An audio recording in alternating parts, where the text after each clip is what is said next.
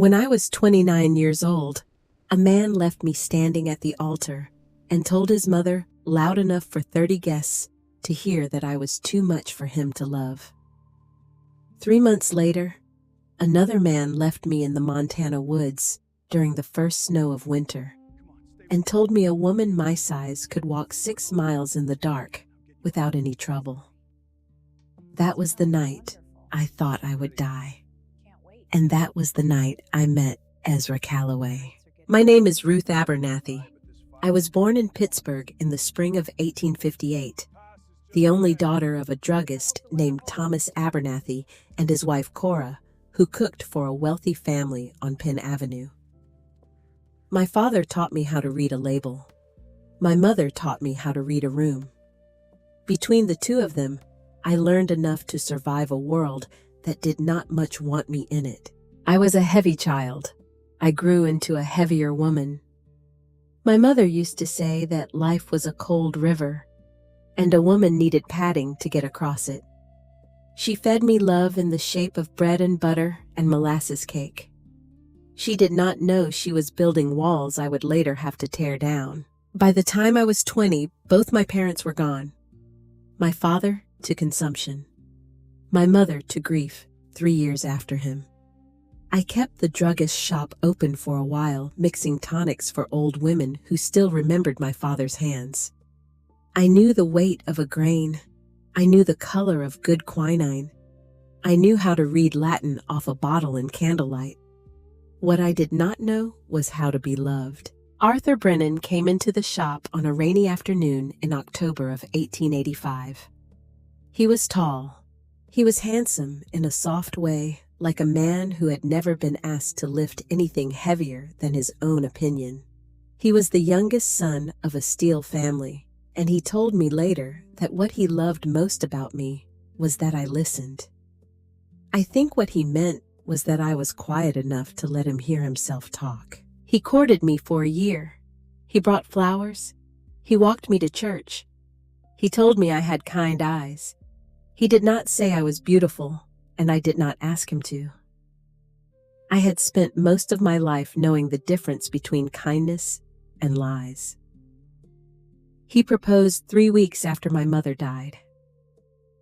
I said yes because I was tired. I said yes because the house was empty.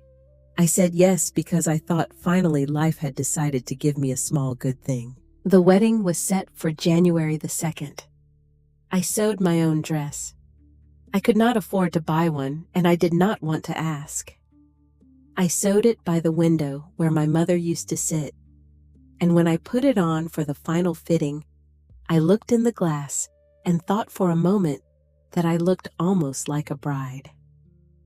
The church was West Presbyterian on Liberty Avenue. 30 guests, a small organ, a plain altar with 2 white candles burning in the January cold.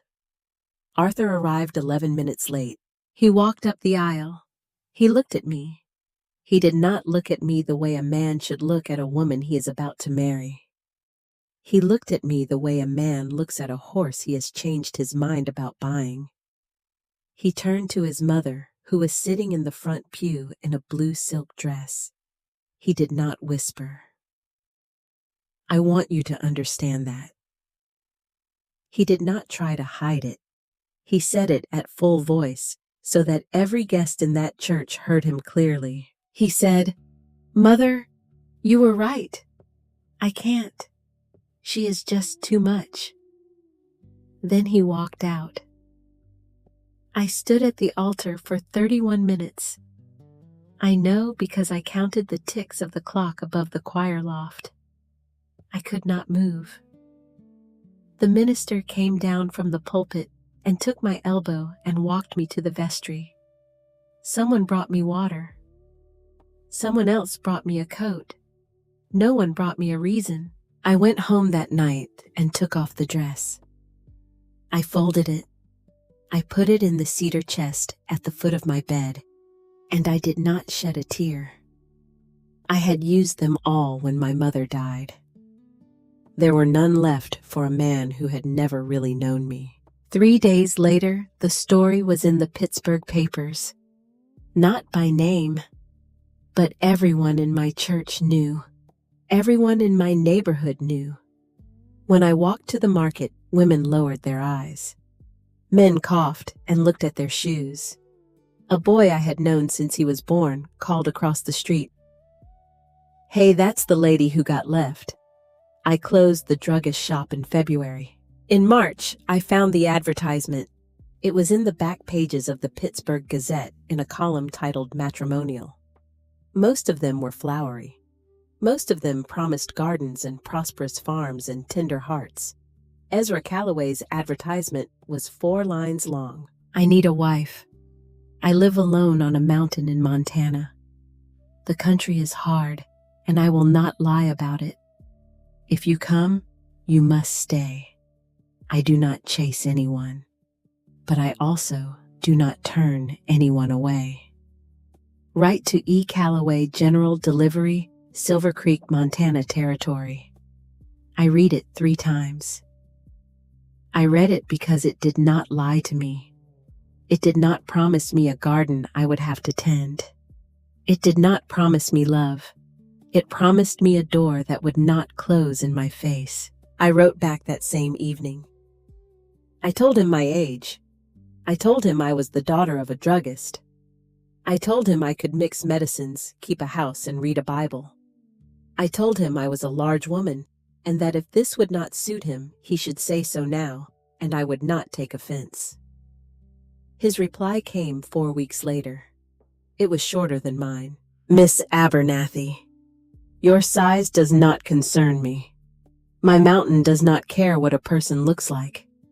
It only cares whether they will stay. Come when you can. E. Calloway." I sold the shop for less than it was worth. I sold my mother's furniture. I kept her recipe book and my father's mortar and pestle and 3 dresses. I bought a one-way ticket on the Northern Pacific Line. I left Pittsburgh on the 22nd of December, 1886. The train took 11 days. I arrived at the station in Silver Creek on the evening of January the 2nd, 1887. 1 year to the day after Arthur Brennan had left me at the altar. I want you to understand the weather. The sky was the color of old iron. The snow was already 6 inches deep on the platform and coming down harder. There was no one to meet me. A station master told me Mr. Calloway had come at noon, waited 2 hours, and then ridden out to check a trapline, promising to return by 4. It was now past 5. The station master shrugged. He said the mountain weather was unpredictable, and Mr. Calloway was a reliable man, and I should wait. I waited another 40 minutes. Then a man in a long, dirty coat came out of the station office and asked if I needed a ride into town. He said his name was Hollister. He had a wagon and 2 horses and a face that looked like it had not smiled in years except at its own jokes. He said he knew where Calloway's place was. He said he would take me for $3. I gave him the $3. It was almost everything I had left. He loaded my trunk into the back of the wagon. He watched me climb up to the seat. He did not help me. I saw him smile at the way I had to pull myself up, and something small and cold turned in my stomach. But I told myself I was tired, and I was imagining things, and this man was taking me to my husband. We drove out of Silver Creek on a rutted road that wound up into the foothills. The snow kept falling. The light kept fading. We passed a farmhouse, then a cabin, then nothing at all but pine trees and the sound of the horses breathing hard. After 2 hours, he stopped the wagon. I looked around. There was no house. There was no road turning off. There was only forest on both sides and a sky going black above the trees. "Get down, lady," he said. "This isn't Silver Creek," I said. "This isn't any place." "It's 6 miles to Calloway's cabin," he said. "Straight up that ridge. You can't miss it." I looked at the ridge. I looked at the snow coming down. I looked at the dark. I can't walk 6 miles, I said. My voice was very quiet. He laughed. Sure you can, he said. A woman your size, you've got plenty of padding. You fall down, it won't hurt. Hell, you probably can't tell the difference between snow and your own self. He laughed again. He threw my trunk off the back of the wagon. It landed hard in the snow. Then he turned the horses around. Then he drove away. I stood on the road and watched the wagon disappear into the gray. I heard the harness bells for a long time after I could no longer see him. Then I heard nothing. The silence of a forest at dusk in deep snow is not a silence most people have heard. It is not empty. It is full. Full of the way the snow presses down on the branches. Full of the creaking of the trees. Full of the small sounds that small things make when they think no one is listening. I started walking. I want to tell you that I was brave. I was not brave. I was a woman in a wool coat that had been my mother's, carrying a carpet bag with a Bible and 2 clean handkerchiefs in it, trying to get to a husband I had never seen up a ridge I could not make out in the dying light. I walked for what felt like an hour. It was probably 20 minutes. The snow was past my knees in places. My shoes filled up. My feet went from cold to burning to numb. I passed a small tree that had been split by lightning, and I remember thinking I should remember this tree so I can find my way back. Back to where? Back to the road where a man had left me. I walked further. I heard a howl. It was far off. A long, thin sound that rose and fell and rose again. I did not know if it was a wolf or a coyote or a dog gone feral. It did not matter. It was the sound of a thing that had teeth somewhere in the dark, and I was a slow thing alone in the snow. I began to shake. The tears came without my permission and froze on my face because I understood with a clarity I had never known before that I was going to die. And I was going to die because a man thought I was a joke. I fell the first time. I got up. I fell the second time, and my knee hit a stone under the snow, and the pain brought me back for a moment. I got up. I fell the third time, and I did not get up. I lay on my side in the snow, and I looked at the sky, and I thought about my mother. I thought about her hands when she was cooking. I thought about the smell of her kitchen. I thought about how she had told me that a woman needed padding to get across the cold river of life. I whispered, "Mother, I'm sorry. I should not have left Pittsburgh." Then I heard footsteps. Not a wolf. A man. Slow. Heavy. Each step sinking deep into the snow. A shape came out from between the pines. A tall shape. A big shape. A bear coat. A thick beard under a hat. A rifle carried easy across one shoulder.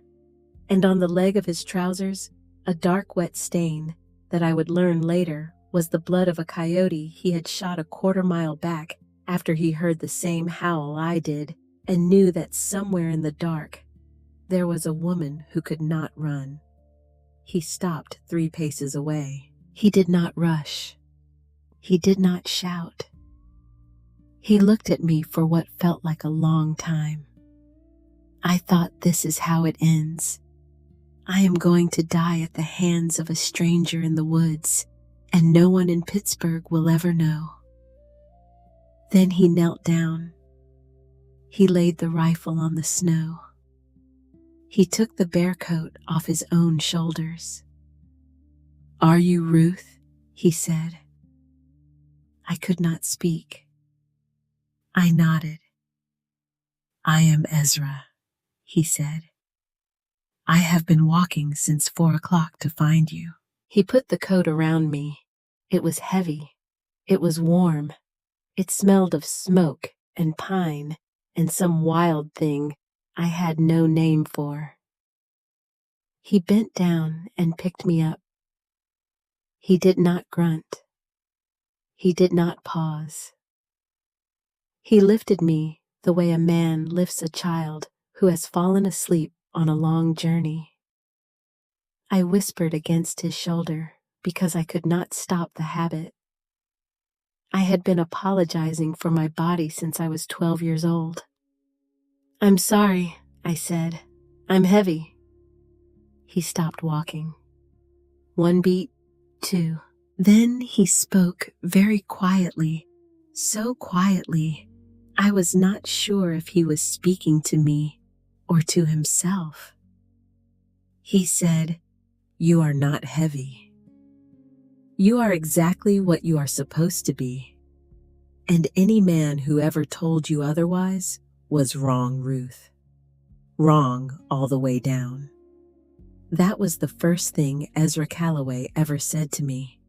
He carried me for 2 hours. I know because when I finally woke up inside his cabin, the tall clock against the wall read 9 minutes past 8, and I remembered the station master had said Ezra had ridden out at 2, and I had been on the road with Hollister until nearly 5, and I had walked until I fell, and then this man had carried me through the snow. He had carried a woman my size for 2 hours in a blizzard without once setting me down. The cabin was small, one main room with a fieldstone hearth, a door to the left, a door to the right. Rough pine walls, clean, swept floor, a kettle steaming on the iron stove. A wolf skin hung on one wall. A shelf of books stood by the window. On the mantel, a tin cup, a worn Bible, and a single photograph in a tarnished frame that I could not see clearly from where I lay. I was on a narrow bed against the far wall, buried under 3 wool blankets and a quilt. My shoes were off. My stockings were off. My feet had been rubbed with something that smelled of tallow and pepper, and they burned, which meant they were coming back to life. Ezra was sitting in a straight-backed chair near the hearth. He had pulled the chair close. He was not looking at me. He was looking at the fire. His hands were wrapped in a damp cloth. I stared at his hands, and I understood what I was seeing. His fingers were red and swollen and cracked at the knuckles. Frostbite. Not bad, but real. Because he had given me the bear coat and walked 2 hours through a blizzard in only his wool shirt. I tried to speak. My throat would not work. I tried again. "Ezra," I said. I did not know his voice as mine yet. The word felt strange in my mouth. He turned his head. He did not smile. He did not look surprised. He just looked at me the way a man looks at a fire he has been tending for a long time to make sure it has not gone out. "You are awake," he said. "Good. Your hands. They will be fine. You walked without the coat." He did not answer. He got up. He poured something from the kettle into a tin cup. He brought it to me. He lifted my head gently and held the cup to my mouth. It was broth, beef, and salt, and something dark I could not name. It went into me like a living thing. "Drink slow," he said. I drank slow. When the cup was empty, he set it on the floor. He sat back down on the chair. He did not move closer. He did not try to touch me. He said, "There are 2 bedrooms in this house.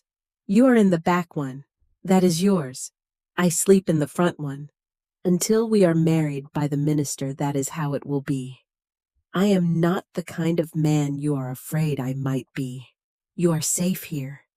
Do you understand me? I nodded. I could not speak again. I was too full of warmth, too full of broth, too full of the fact that I was still alive, too full of the fact that a man had walked 4 hours through a blizzard to find a woman he had never seen and had given her his coat and his hands. He saw that I was done. He stood. "Sleep," he said. "I will be on the other side of that wall.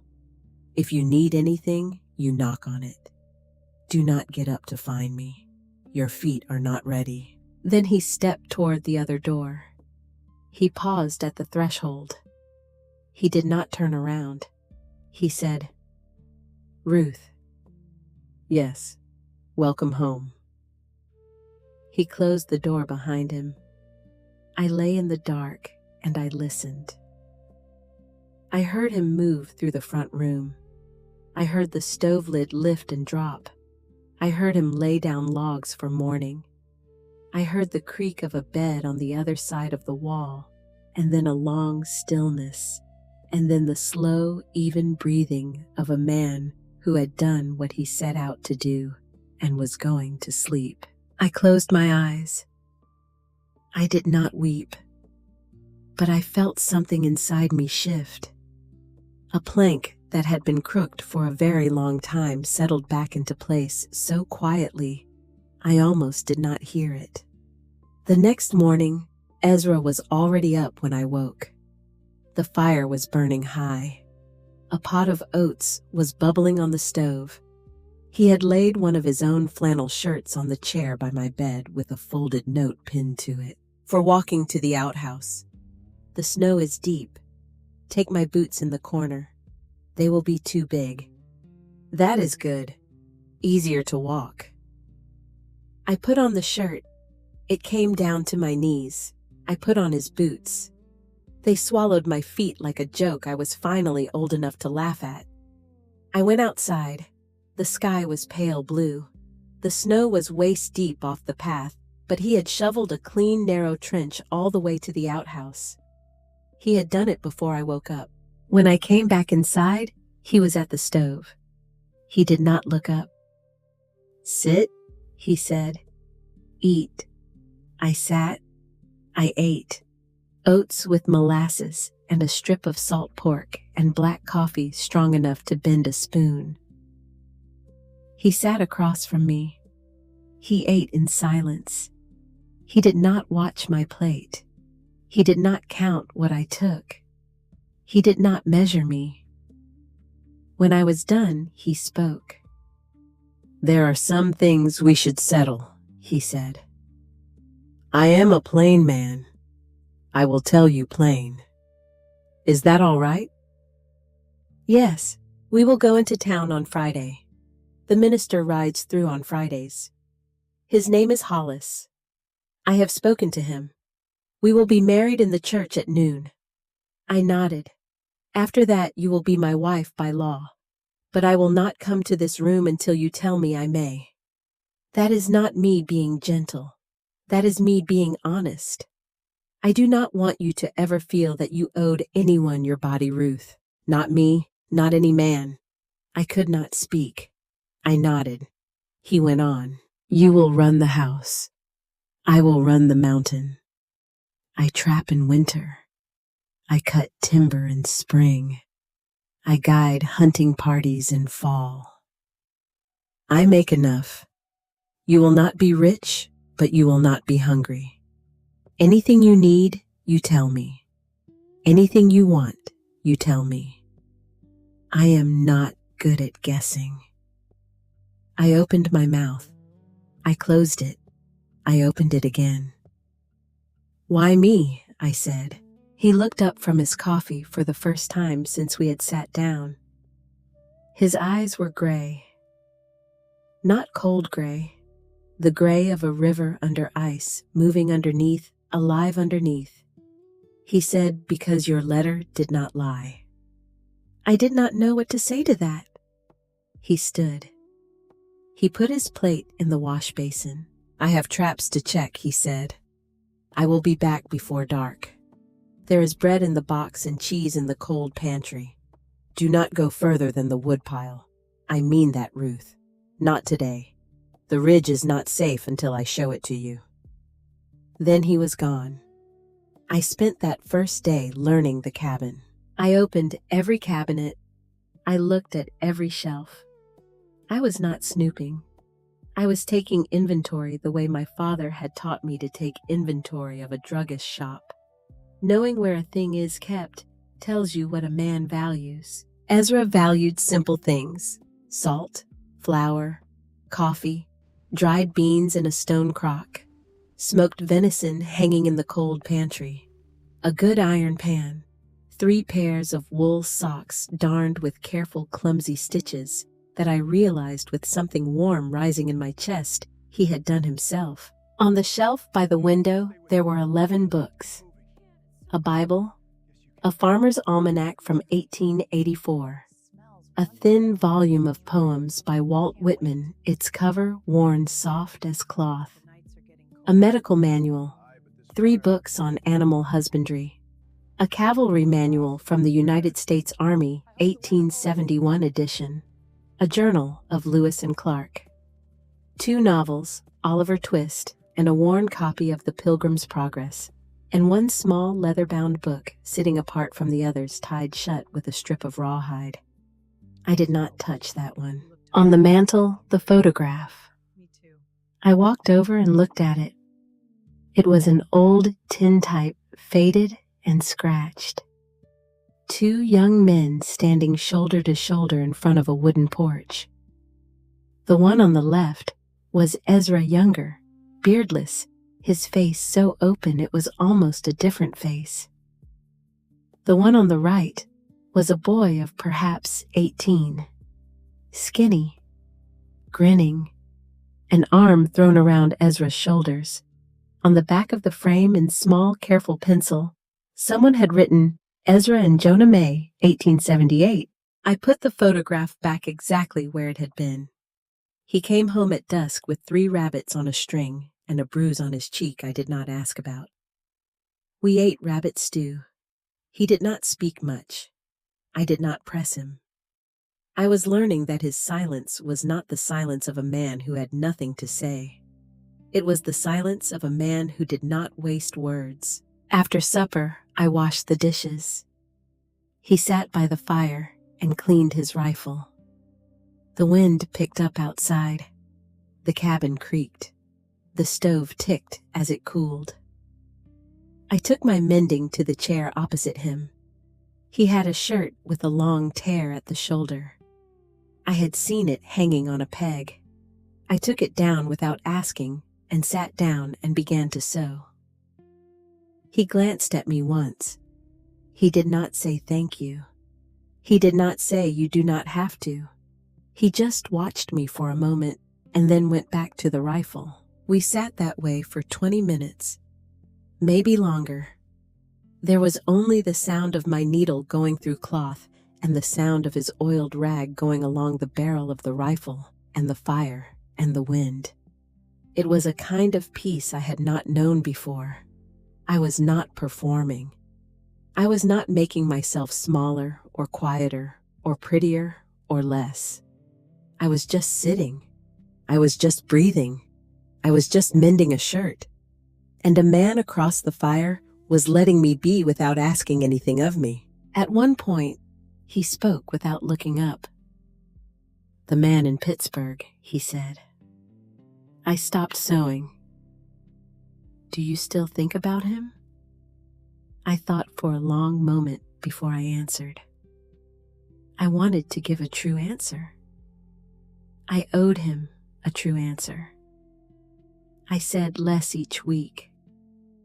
I used to think about him as someone who had hurt me. Now I think about him as someone who made a decision I am glad every day that he made, because if he had not made it, I would not be sitting in this cabin tonight. Ezra was quiet. He kept cleaning the rifle. But I saw his shoulders change. a small thing, a softening I do not know how else to describe. He said, my mother used to say, the Lord gave us two kinds of people in this world. People who lift and people who lean. The ones who lift do not always say much. The ones who lean do most of the talking. Your Pittsburgh man was a leaner. You are a lifter. I saw it in your letter before I ever saw your face. I did not answer. I could not. I bent my head back to the mending because I did not want him to see my eyes fill. He gave me the gift of not noticing. He went back to the rifle. The needle went through the cloth. The wind went around the cabin. The fire burned down slowly. Neither of us spoke again for a long while, and it was the most peaceful quiet I had ever known. We were married on Friday at noon in the small white church in Silver Creek. Reverend Hollis was a thin man with a kind, tired face. He read the words out of a worn book. Josephine Hale, the widow who kept the boarding house in town, stood as my witness. Dr. Cyrus Wexford, the town physician, stood as Ezra's.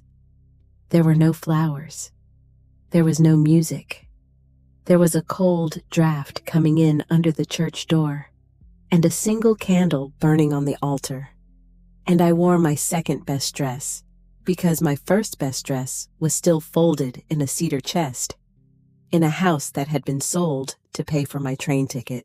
I did not weep when Ezra said I do. I did when he looked at me afterward and tucked a loose piece of hair behind my ear with a finger that was still red from the frostbite he had taken for me, and said there, "Now nobody can argue with it." Josephine hugged me. Dr. Wexford shook Ezra's hand with a long look I did not understand yet. The Reverend signed the paper. Outside the church, Josephine caught my arm. "Ruth," she said. Her voice was low. Her eyes were moving, watching the street, making sure no one else was close enough to hear. "There is something you need to know before you go back up the mountain." I waited. "There was a woman who came in on Tuesday's stage," she said. "A stranger. She took a room at my boarding house. She is still there. Her name is Kowalski. Delphine Kowalski. She came up from Butte. She has been asking about your husband." "Asking what?" "Asking everything. Where he lived, how long he had been here, whether he was alone." I felt my breath go shallow. Why I said. Josephine hesitated. She looked toward Ezra, who was talking to Dr. Wexford by the wagon out of earshot. "She had a letter with her," Josephine said. "An old one. The paper was yellow. She showed it to me because she wanted me to read it to her. She does not read English well. It was a letter her brother wrote but never sent. Her brother was a miner. He worked a claim near Bannock City in 1879. I did not need her to say the rest.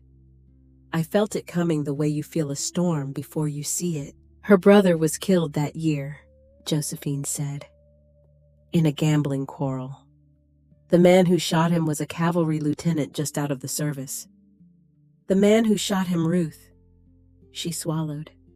"The man who shot him was Ezra Calloway." I stood very still in the snow outside the little white church. My wedding ring was still warm from the minister's hand laying it on my finger. My husband was 20 feet away, laughing at something Dr. Wexford had said, a rare laugh, a laugh I had never heard before. And somewhere in the town behind me, a woman named Delphine Kowalski was sitting in a rented room with a letter 9 years old, waiting. I said, "Josie, how long is she staying?" Josephine said she is paid through Sunday, 4 more nights. I said, "Do not tell her I know." Josephine said I would not. I said, "Does Ezra know she is here?" Josephine said no, and I did not think it was my place to tell him. I thought it was yours." I took her hand. I squeezed it once. I walked to the wagon. I did not say anything to Ezra on the ride home. The mountain was white on both sides of the road. The horses blew steam. Ezra held the reins in his bare hands, which he had refused to wrap that morning, because he said a bridegroom should not shake hands in gloves. He was happy. I could see it in the set of his shoulders, in the way he was sitting a little straighter than he had the week before. I looked at him, and I saw the man who had walked 4 hours through a blizzard to carry me home. I saw the man who had given me his coat. I saw the man who had said, "You are not heavy, you are exactly what you are supposed to be." And I understood, sitting next to him on that cold wagon seat, that I had not yet met all of him. That somewhere inside him was a room I had not opened. A room with a young brother in it, and a town in 1879, and 3 dead men, and a letter carried across the territory in the hands of a sister. I understood that I had just married a man with a secret as heavy as the one I had been carrying up the ridge in the snow. And I knew, without quite choosing, that I was not going to run from it. I was going to stay. I slid my hand across the wagon seat and put it over his. His fingers were cold and cracked from the frost. He looked down at my hand and then at my face, and his eyes asked a question he did not have words for. I did not have words either. I just held on, and the wagon went up the mountain, and the snow began to fall again. And somewhere below us, in the little town of Silver Creek, a woman named Delphine was sitting in a boarding house window with a letter on her lap, deciding what she was going to do next. But that, as I told you at the beginning, is the next part of the story. I did not sleep well that first night as a married woman. Ezra kept his word. He stayed in the front room. I stayed in the back. But the wall between us was thin, and I could hear him breathing, and I could hear the fire, and I could hear the wind working at the roof shingles. And underneath all of it, I could hear Josephine Hale's voice in the churchyard saying, "Delphine Kowalski." I said the name to myself in the dark. I said it the way a woman says a name she is going to have to carry for a while. Delphine Kowalski. The sister of a dead man. The sister of a man my husband had shot in the spring of 1879 in a mining town called Bannock City, before I had ever heard of Montana, before Ezra Calloway was a name on a page in the Pittsburgh Gazette, before any of this was mine to carry. I lay on my side, and I watched the slow, pale square of the window. Snow on the glass. Nothing beyond. I thought about the man in Pittsburgh standing in a church saying, "She is just too much." And I thought about the man on the other side of the wall saying, "You are exactly what you are supposed to be." And I thought that there are worse things a woman could be asked to carry than the truth about the man she has married. I decided lying there that I would not ask Ezra about it that first night. Not on our wedding night. Not while he was still happy in a way I had never seen him happy. I would give him a few more days of his own, and then I would go down the mountain alone and find Delphine Kowalski, and I would hear the story from her mouth before I heard it from his. Because whatever it was going to come to our door eventually. And a woman who has stood in a wedding dress and been made a fool of once in her life learns something. She learns that secrets do not keep. She learns to go find them before they come for her. I waited 3 days. For 3 days, I was a wife. I swept the cabin floor in the mornings. I put up a line of dried apples along the kitchen rafter. I took down Ezra's mending and I put it back whole. I watched him eat the things I cooked and say nothing about them, which I understood now was not rudeness. It was the highest compliment a man like Ezra was capable of paying. If the food was bad, he would have said so. Silence meant it was good. On the third morning, I said I need to go into town.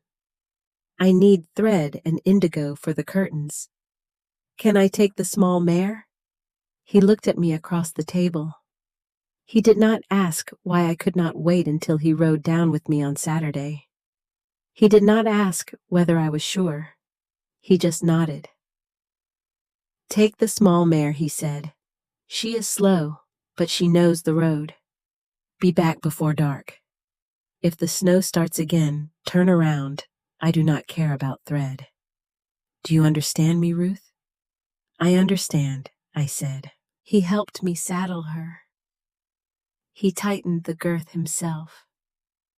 He put a wool scarf around my neck that had belonged, I suspected, to someone he had loved before me, though I did not ask. He stood at the head of the mare and looked up at me in the saddle and said quietly, Come back. I will, I said. I rode down the ridge. Silver Creek sat in a long, shallow bowl between two arms of the Sapphire Range. 2 streets, 1 bank, 1 church, 1 doctor, 1 boarding house, 2 saloons, and a general store with a brass bell over the door that rang too loud in the cold. I tied the mare at the rail in front of Josephine Hale's boarding house. My hands were stiff. My face was stiff. My heart was not stiff at all. Josephine was behind the counter, polishing a kerosene lamp. She looked up. She saw my face. She did not say hello. She is still here, Josephine said. Which room? Number 4, top of the stairs, turn left. She has been up there since breakfast. She has her meals sent up. She barely comes down. I climbed the stairs. The carpet was worn thin in the middle. A clock somewhere downstairs struck 11. I stood in front of room number 4. I made myself stand there for a full 10 seconds before I knocked. I wanted to be a woman who had chosen to knock on this door, not a woman who had been blown against it by a storm. I knocked twice. A voice from inside said, Come in. I opened the door. Delphine Kowalski was sitting in a wooden chair by the window. She was 31 years old. She was tall and narrow with dark hair, pulled back hard from a face that had high cheekbones and very dark eyes. Polished Josephine had told me downstairs the week before. Her family had come to the Montana mines in the late 1870s. She had grown up speaking 2 languages and trusting neither. She looked at me when I came through the door. She did not stand. She did not smile. But she did not look surprised either. You are his wife, she said. I am. I was wondering which it would be, she said. You or him? There was a second chair by the window. She did not offer it to me. I took it anyway. I sat down. I put my hands flat on my knees, and I looked at her. I am Ruth, I said. Ruth Calloway, now 3 days ago. I understand you have a letter. She studied me a long moment. I watched her eyes move across my face. I could see her deciding something. I could see her putting away one kind of conversation and choosing another. She reached into the bag at her feet and brought out a folded piece of paper. The paper was the color of old tea. It had been folded and unfolded so many times, the creases had gone soft. This is my brother's handwriting, she said. She put it on the small table between us. I did not pick it up. Not yet. I said I want you to tell me in your own words first. Then I will read it. Her mouth moved. I thought for a moment she was going to refuse. Then something in her gave way, a very small surrender. the kind a woman makes only when she has been holding something too long and is tired of the weight of it. She began to speak. My brother's name was Matthias, she said. He was 6 years older than me. Our parents died when I was 8. Cholera in the mining camps outside of Butte. After they died, Matthias raised me. He was 14. He took work in the mines. He fed me. He kept me in school until I was 12. He taught me to read English from a newspaper that was 2 months old because that was the only newspaper we had. He was not a good man, Mrs. Calloway. I want you to hear that from me before we go any further. He was not a good man. He drank. He gambled. He cheated at cards. He cheated at other things too. When I was 15, he hit me once for hiding $1 from him. I forgave him because he was all I had. I forgave him many things because he was all I had. In the spring of 1879, he was working a claim near Bannock. He came into town on a Saturday. There was a card game in the back room of a saloon called Rucker's. I know this because he told me about it in his last letter home, which he sent to me in Butte, where I was working as a seamstress. The letter came 2 weeks before he was killed. In it, he said, Dell, I am going to make enough at Rucker's this month to send you to the sister's school in Helena. I am going to do it one way or another. You tell me what kind of a man says one way or another, Mrs. Calloway. I will tell you. A man who has already decided to cheat. She stopped. She looked at her hands. When the news came that he was dead, I was 17 years old. I was told he had been shot in a quarrel over cards. I was told the shooter was a former cavalry lieutenant named Calloway. I was told there were 2 other men shot the same night. I was told the law did not pursue the matter because the witnesses said the shooter had come in after a boy had already been stabbed on the floor of the saloon, and the shooter was the boy's older brother, and no jury in the territory would have convicted him. I was told all of this by a sheriff in Butte who had no reason to lie to me, and I still spent 9 years hating the name Calloway. 9 years, Mrs. Calloway. 9 years of thinking about a man I had never seen. 9 years of telling myself that when I had enough saved, I would go find him, and I would look at him, and I would decide what to do with him. 4 months ago, I was going through my brother's trunk. My aunt had kept it all these years in her attic in Butte. I was going through it because I had finally saved enough money to come look for the man who killed him, and I thought there might be something in the trunk that would help me. A name, a face, a witness. I found this letter. She nodded at the paper on the table. It is in my brother's handwriting. It is dated the day before he died. It is not addressed to anyone. I think he wrote it because he knew. I think men who cheat at cards in mining towns in 1879 knew the way animals know. He did not send it because he did not know who to send it to. You read it now, Mrs. Calloway. I will wait. I picked up the letter. I opened it slowly.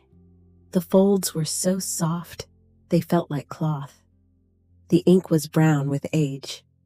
It was dated March the 11th, 1879. It said, if anyone finds this, my name is Matthias Kowalski. I have a sister named Delphine who lives with our aunt in Butte. If something happens to me, tell her I did not die an honest man. Tell her I marked the cards tonight at Rucker's. Tell her I marked them 2 weeks ago, and I have been using them since. Tell her I lied to her about the money. Tell her there is no sister school in Helena. There never was. I was going to give her enough to make it look like something and keep the rest. Tell her I am sorry. Tell her I know I am going to get caught. You do this long enough, you get caught. I have watched it happen to better men than me. Tell her most of all, Do not go hunting the man who catches me. He will have a right to what he does. Do not carry my weight for me. I have carried it badly enough myself. Your brother Matthias. I read it twice.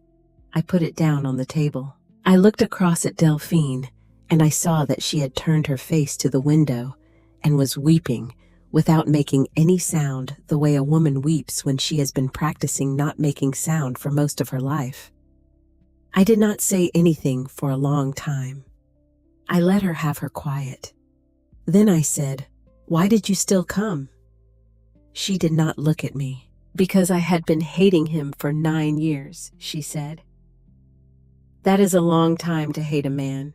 You cannot just put it down because a piece of paper tells you to." I came because I needed to see his face. I needed to see whether he was a monster or a man. I thought if I saw him, I would know what to do. She finally turned her head. Her eyes were red, but her face was calm. "I have not decided yet," she said. "I want you to know that I am not sitting here telling you I forgive him. I am not sure I ever will. But I came to Silver Creek to kill a monster, Mrs. Calloway, and 4 days ago I found out he has a wife, and she walked 6 miles in a snowstorm to be with him, and something in me could not go the way I had planned. I want to meet him," she said. "That is all. I want to meet the man who shot my brother. I want him to know that I know the truth now. I want him to say my brother's name out loud. That is what I want. After that, I will go." I thought for a long time before I answered. "I said I will bring him to you." "No, I will do better than that. You will come up the mountain tomorrow afternoon. You will say what you came to say on his land in front of his house, in front of me. He will not hide from you. He will not make you come to him like a petitioner. You come up, and he will be standing there when you arrive. Does that suit you?" "It suits me," she said. I stood up. My legs were shaking, though I did not let her see it. At the door I stopped. I said, "Miss Kowalski, I am sorry about your brother." She did not turn around. She did not answer. But I saw her shoulders move once, a short, sharp shudder, and I understood that she had heard me. I closed the door behind me. I rode up the mountain in the fading afternoon light. The mare was slow. I was slower. My mind was not on the road. My mind was in that boarding house room with a letter on a table between 2 women who had both spent parts of their lives hating men they did not know. Ezra was splitting wood in the yard when I came into the clearing. He set the axe down. He walked out to meet me. He took the mare's reins. He looked up at me in the saddle, and whatever was on my face, he read it. I saw him read it. He did not ask what was wrong. He did not ask whether I had gotten the thread. He just said, "Come inside." I came inside. I sat at the kitchen table in my coat. He knelt and took off my boots himself. He put them by the stove to dry. He poured coffee into a tin cup and put it in front of me. He sat down across from me. He waited. I said, "Ezra, there is a woman in town. Her name is Delphine Kowalski. She is the sister of a man named Matthias Kowalski, who was killed in Bannock in the spring of 1879. He did not move. He did not blink. He did not look surprised. I said, "She has a letter. Her brother wrote it the day before he died. He confesses in it. He confesses to marking the cards. He says whoever catches him will have the right to do what he does. He says, 'Do not hunt the man.'" I said, "She is not here to kill you. She came here to kill you, and then she read the letter, and then she walked into this town, and now she does not know why she came. She wants to meet you. She wants you to say her brother's name out loud. That is what she asked for. She is coming up the mountain tomorrow afternoon. I said, Ezra, I need to hear it from you, all of it, before she arrives. He was quiet for a long time. He drank his coffee slowly. He set the cup down. He folded his hands on the table in front of him, and they were big, rough, scarred hands, and I watched them fold and unfold once, as if he was testing whether he could still trust them to behave. Then he told me. I had mustered out of the cavalry in December of 1878, he said. 3 years of service on the northern plains. I came home to our father's old homestead outside of Bannack. Our father had been dead 6 years by then. Our mother was dead, too. The only family I had left was my brother, Jonah. Jonah was 19. Jonah was the best thing our family ever produced. He was not like me. He was not hard.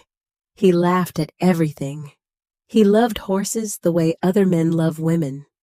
He was working a small claim up the creek from our father's old place, and doing well at it, honest well, the kind of well a patient man can do if he is willing to bend his back every day for 5 years. I had been home 3 months.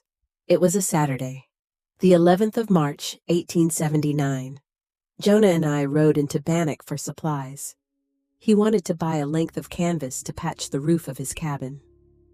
We were going to ride home before dark. He said, Ezra, I am going to stop in at Rucker's. Just one hand. I have been lucky this month. I said, Jonah, do not. I do not like Rucker's. He laughed at me. He said, you do not like anywhere that has more than 3 men in it at once. I will meet you at the livery in 1 hour. I will buy you a beer with my winnings. I let him go. That is the part, Ruth, that I carry, not the rest.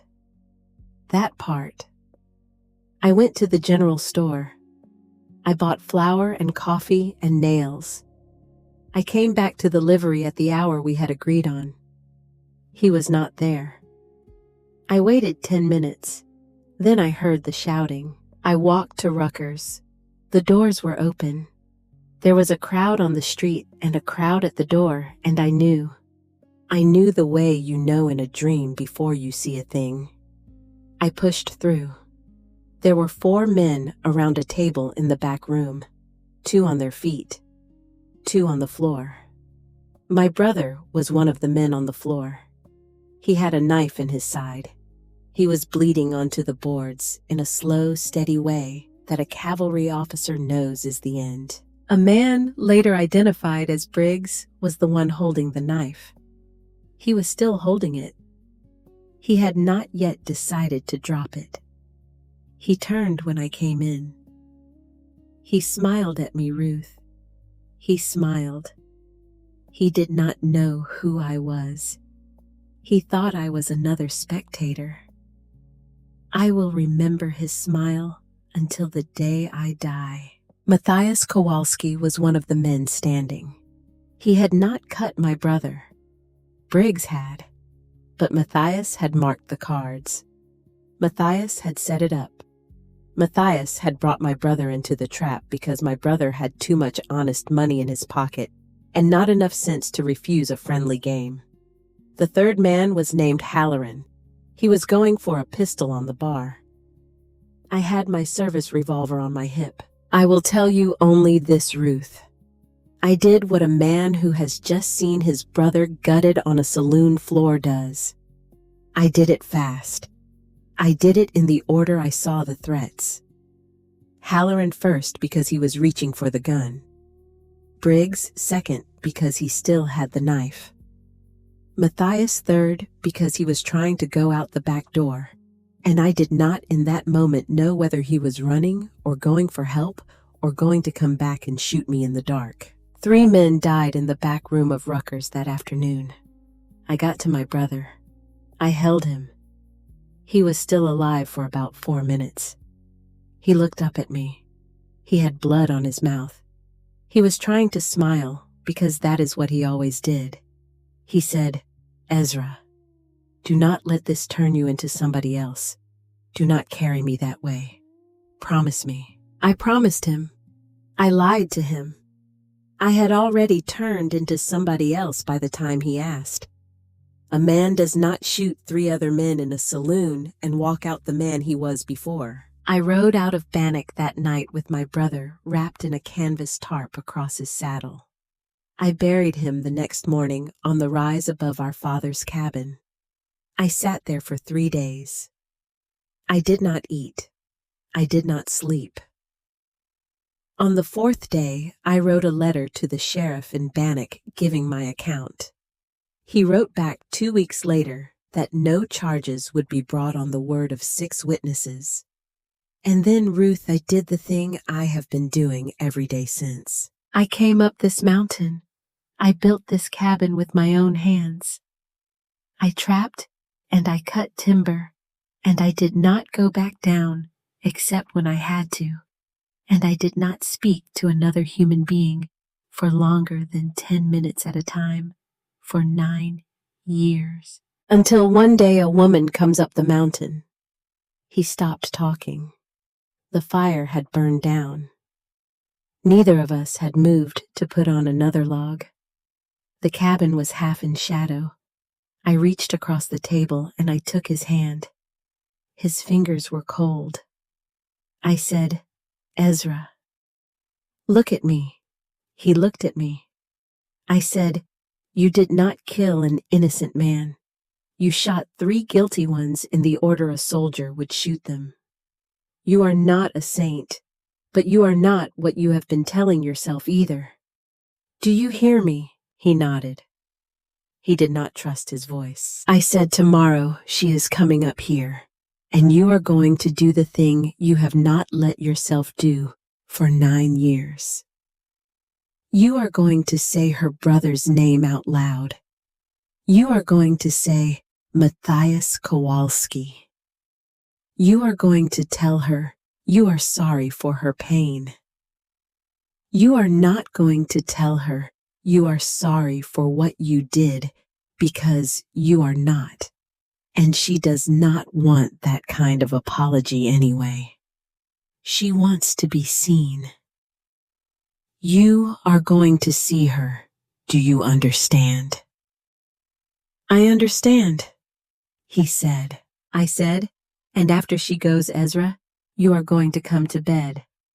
Our bed, the back room, because I am your wife, and 3 days is long enough, and I am done sleeping on the other side of a wall from a man who carried me out of a snowstorm." He looked at me for a very long moment. Then he said, "Yes, ma'am." It was the closest I had ever heard him come to laughing. Delphine came up the mountain the next afternoon on a hired horse wrapped in a gray wool cloak. Ezra was at the woodpile when he saw her come out of the trees.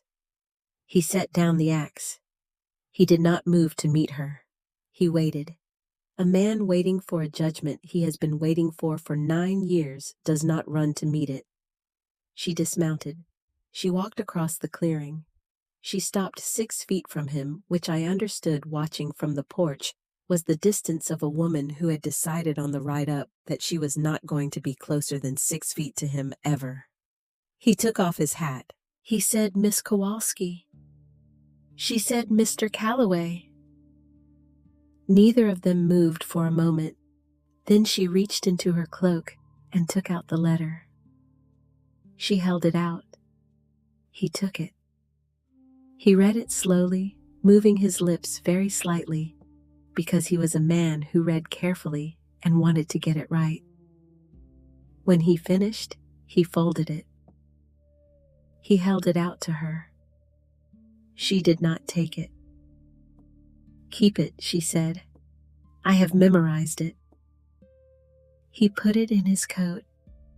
He looked her in the face. He said, "Your brother's name was Matthias Kowalski. He was killed in Rucker's Saloon in Bannock City on March 11th, 1879. He was standing when I came in. He was not the man who cut my brother, but he had marked the cards that brought my brother to that table. I shot him because I believed in that moment that he was going for help or for a gun. I do not know now whether I was right. I have thought about it for 9 years. I am sorry for your pain, Miss Kowalski. I am sorry that you were 17 years old when you got the news. I am sorry that you have carried this for 9 years and that part of what you were carrying was a lie about your brother that he himself could not bring himself to tell you while he was alive. He paused. He put his hat back on. He said, I cannot ask you to forgive me. I have no right to that. But I wanted you to know, Miss Kowalski, that I have carried him too. Every day of 9 years. I have carried all 3 of them. And now I will carry him with his right name because you have given me that much. Delphine stood very still. I watched from the porch. I did not move. I did not breathe. She looked at him for what must have been a full minute. Then she said one more thing, Mr. Calloway. Yes, my brother had a daughter. Ezra's hands, which had been at his sides, moved just slightly. A twitch. I saw it. She is 9 years old, Delphine said. Her name is Lucia. Her mother died when she was born. My brother never met her because he did not know about her until 2 months before he died, and by then he was already at the table at Rutgers every weekend, and I do not think he had the courage to be a father by then. She has been raised by my aunt in Helena. She does not know who her father was. I am not going to tell her. She is a happy child, Mr. Calloway. She likes to draw. She wants to be a school teacher. She paused. I am telling you this, she said, because you should know that there is a child in Helena who is alive and laughing and drawing pictures at a kitchen table while her father is in the ground. I am not telling you so that you will do anything. I do not want your money. I do not want your guilt. I want you to carry this too, Mr. Calloway. You asked for no forgiveness. Good. You will not get any today, but you will carry her name the way you carry his, because I have decided that this is what I came up this mountain for. Her name is Lucia Kowalski. Say it. Ezra said Lucia Kowalski. Delphine nodded once. Then she turned and walked back to her horse. She mounted without looking back. She rode out of the clearing and down into the trees, and the sound of the horse's hooves on the frozen ground faded slowly, and then there was nothing. Ezra stood in the yard for a long time with his hat in his hand. I came down off the porch. I walked out to him. I put my arms around him the way a woman puts her arms around a man who has just set something down for the first time in a very long time. He was shaking, not weeping, shaking. We stood in the yard until the shaking stopped. Then I took his hand and I led him into the cabin, and I closed the door behind us. That night, I did not sleep in the back room alone. I lay in our bed with him beside me, and I listened to him breathe. He fell asleep with his forehead against my shoulder, the way a man falls asleep only when the thing he has been guarding against has finally walked into his house and turned out to be smaller than he feared. I lay awake a long time after he was asleep because I was not finished thinking about Lucia Kowalski.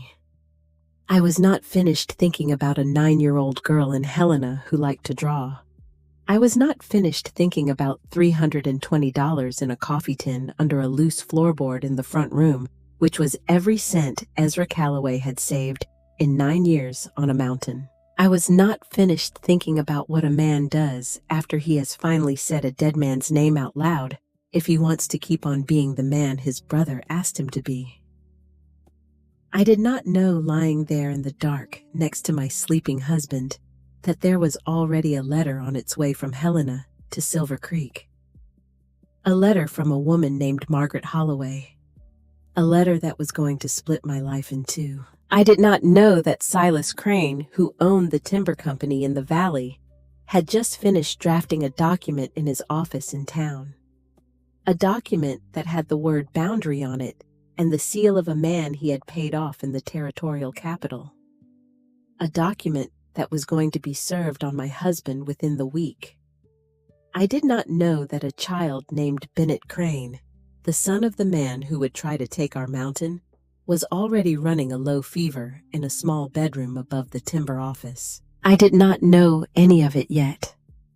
I only knew that my husband was asleep against my shoulder, and that his breathing was slow and even for the first night in nearly a decade, and that outside the window the snow had stopped falling, and the sky had opened, and the stars over the sapphire mountains were so bright and so cold and so indifferent that they looked like the eyes of something that had been watching us for a very long time and had finally decided tonight to let us rest. The first thing I want to tell you about the morning after Delphine Kowalski rode down the mountain is that I woke up and my husband was still in the bed. That may not sound like much to a man who has been married his whole life, but to a woman who had been left at an altar and who had slept on the other side of a wall from her own husband for 4 nights of her marriage, waking up with Ezra Calloway's arm across my ribs, felt like a small, quiet miracle.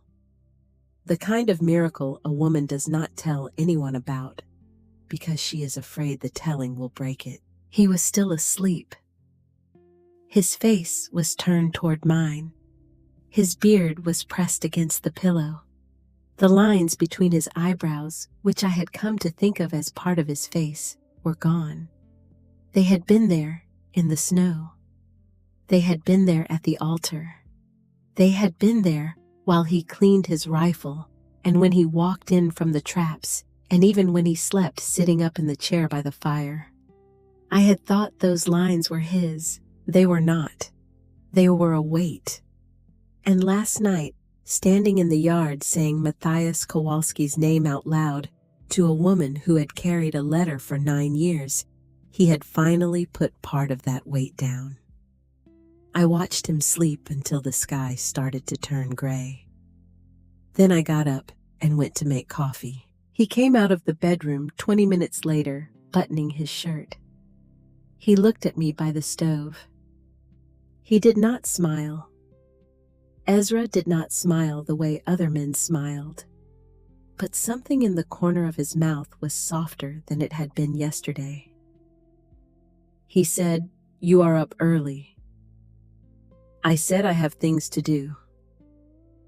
He sat at the table. I poured him coffee. He took it in both hands the way a man warms his hands on a cup. I said, "Ezra, I want to go down to town today." He looked up at me. I said, "I need to talk to Dr. Wexford. I have not been down since the wedding. I want him to know I am available if he needs a hand at the dispensary. My father was a druggist. I can read labels. I can mix a simple tincture. I can sit with a patient. If there is work for me in Silver Creek that is honest and useful, Ezra, I would like to do it." He did not answer right away. He drank his coffee. He looked out the window at the light coming up over the ridge. Then he said, "Ruth, I am a man who has kept a woman inside a cabin for the better part of a week because I was afraid of what was waiting for her in town. Yesterday, the worst thing in town rode up this mountain and looked me in the face, and I am still standing. I have no right to keep you from anything. You go down, you talk to Wexford, you come home when you come home." I said, "Thank you." He said, "Take the mare. Take the good coat. Take my rifle in the scabbard. I do not expect trouble. But the last time I let you ride up that road without a rifle, I found you face down in a drift, and I am not losing you twice." I almost laughed. I almost wept. I did neither. I drank my own coffee, and I put on my boots, and I rode down to Silver Creek. Dr. Cyrus Wexford was 64 years old. He had been the only physician within 40 miles of Silver Creek for 11 years. He had a long white beard and eyes the color of weak tea, and he had been a lawyer in St. Louis before he had been a doctor in Montana, which meant that he was one of the very few men in the territory who could read a contract as fast as he could read a fever. His office was one room behind the general store, a pine desk, a shelf of glass jars, an examination table covered in an oilcloth, a small stove, a map of the territory pinned to the wall with 7 pins. He stood up when I came in. He said, "Mrs. Calloway." I said, "Doctor." He came around the desk. He took both my hands in his, which surprised me. He looked at me the way a man looks at a thing he has been hoping to see. He said I was going to ride up the mountain this week to find you. I did not want to do it in front of Ezra, because what I have to say will hurt him, and he does not need to hear it from me, standing in his yard with a saddlebag over my shoulder. My stomach turned over once. "Sit down," he said. I sat. He sat opposite me. He folded his hands on the desk. And he told me about Silas Crane. Silas Crane owned the Crane Timber Company, which was the largest employer in Silver Creek and the second largest in this part of the territory. He had come to Montana in 1881 with money from a family in Ohio. He had bought 3,000 acres of valley floor for timber. He had bought 400 acres of river frontage. He had bought the mortgage on the general store and 2 of the 3 saloons.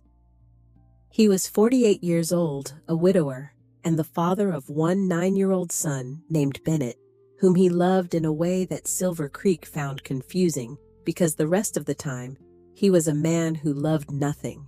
For the last 2 years, Wexford said Silas Crane has been trying to buy the east face of your husband's mountain. He has made 3 offers. Ezra has refused all 3. The timber on that face is the best uncut pine within 50 miles of the railhead. Crane believes correctly that if he can get that timber, he can double his annual output for the next 6 years. Ezra will not sell. Ezra does not need the money. Ezra would rather chew his own arm off than watch Silas Crane put a logging crew on that ridge. Ezra has told him so in those words in front of witnesses in the bar at the Silver Spur in November. Crane is a patient man. He is also a man who does not lose. 2 weeks ago, a land surveyor came out of the territorial office in Helena. He did not stop in Silver Creek. He did not stop at Ezra's cabin. He went up the mountain alone with compass and chain, and he marked a new boundary line between Ezra's private holding and what he called unsurveyed public domain. That new line Mrs. Calloway runs about 300 yards inside where Ezra believes his east line runs. That 300 yards includes the best pine on the mountain. There is a document. I have seen a copy of it. It has the territorial seal on it. It is signed by a man named Halverson, who is an assistant surveyor general in Helena, and who has been for about 6 years on a private retainer from Silas Crane. I cannot prove the retainer in a court, but I know it. Half the territory knows it. Crane is going to serve that document on Ezra within the week. When he does, he will offer one final purchase price at half of what he offered last year, and he will say that if Ezra does not accept, he will begin legal logging on the 300 yards by the end of the month. Wexford stopped. He looked at me across the desk. He said, "Mrs. Calloway, I have fought men like Crane in courtrooms before. I know what it takes. It takes money. It takes time. It takes a lawyer in Helena with the stomach to go up against Halverson and the territorial office. Your husband does not have the money. I can give you the name of the lawyer. I cannot give you the money. I wanted you to know before the document arrives. Because Ezra, when it arrives, is going to do one of two things. He is going to sign it, or he is going to pick up that rifle of his and ride down the mountain and do something that will put him in a prison in Deer Lodge for the rest of his life. And I did not watch that man come back from 9 years on a mountain to see him throw it all away over 300 yards of pine. I sat in the chair for a long moment. Then I said, "Doctor, how long do I have?" He said a week, maybe less. I said, "Thank you. I need to think." He nodded. He did not push me. He was a man who had been a lawyer, and he knew that when a woman said she needed to think, the kindest thing a man could do was let her do it. I stood up. I put on my gloves. At the door, I stopped. I said, "Doctor, was there anything else?" He hesitated. Then he said, "There is one other thing, Mrs. Calloway, but it is a smaller thing, and it can wait." I said, "Tell me now." He said, "I have a colleague in Helena. Her name is Margaret Holloway. She is a nurse. She trained in field hospitals during the war, and she ran a military ward in Washington after it. She is 61 years old, and she is one of the finest practical medical minds I have ever corresponded with. She is setting up a small teaching situation at St. Peter's in Helena. She cannot give a formal certificate because the territory does not yet permit women to hold one, but she can give 6 months of training and a letter of reference, and I have written to her about you." I said, "About me?" I told her he said that there is a woman in Silver Creek whose father was a druggist who reads Latin off a bottle and does not panic in a sick room, who married a mountain man 3 weeks ago and still found time to sit with the widow Hollister's sick child for 2 hours yesterday afternoon because I was out at the Jorgensen place setting a broken leg. I did not remember telling him about the Hollister child. He must have seen her mother in town. I said, "Doctor, when will this letter come?" He said it may already be at the post office. I wrote to Margaret 4 weeks ago. Her reply is due any day. I stood at the door.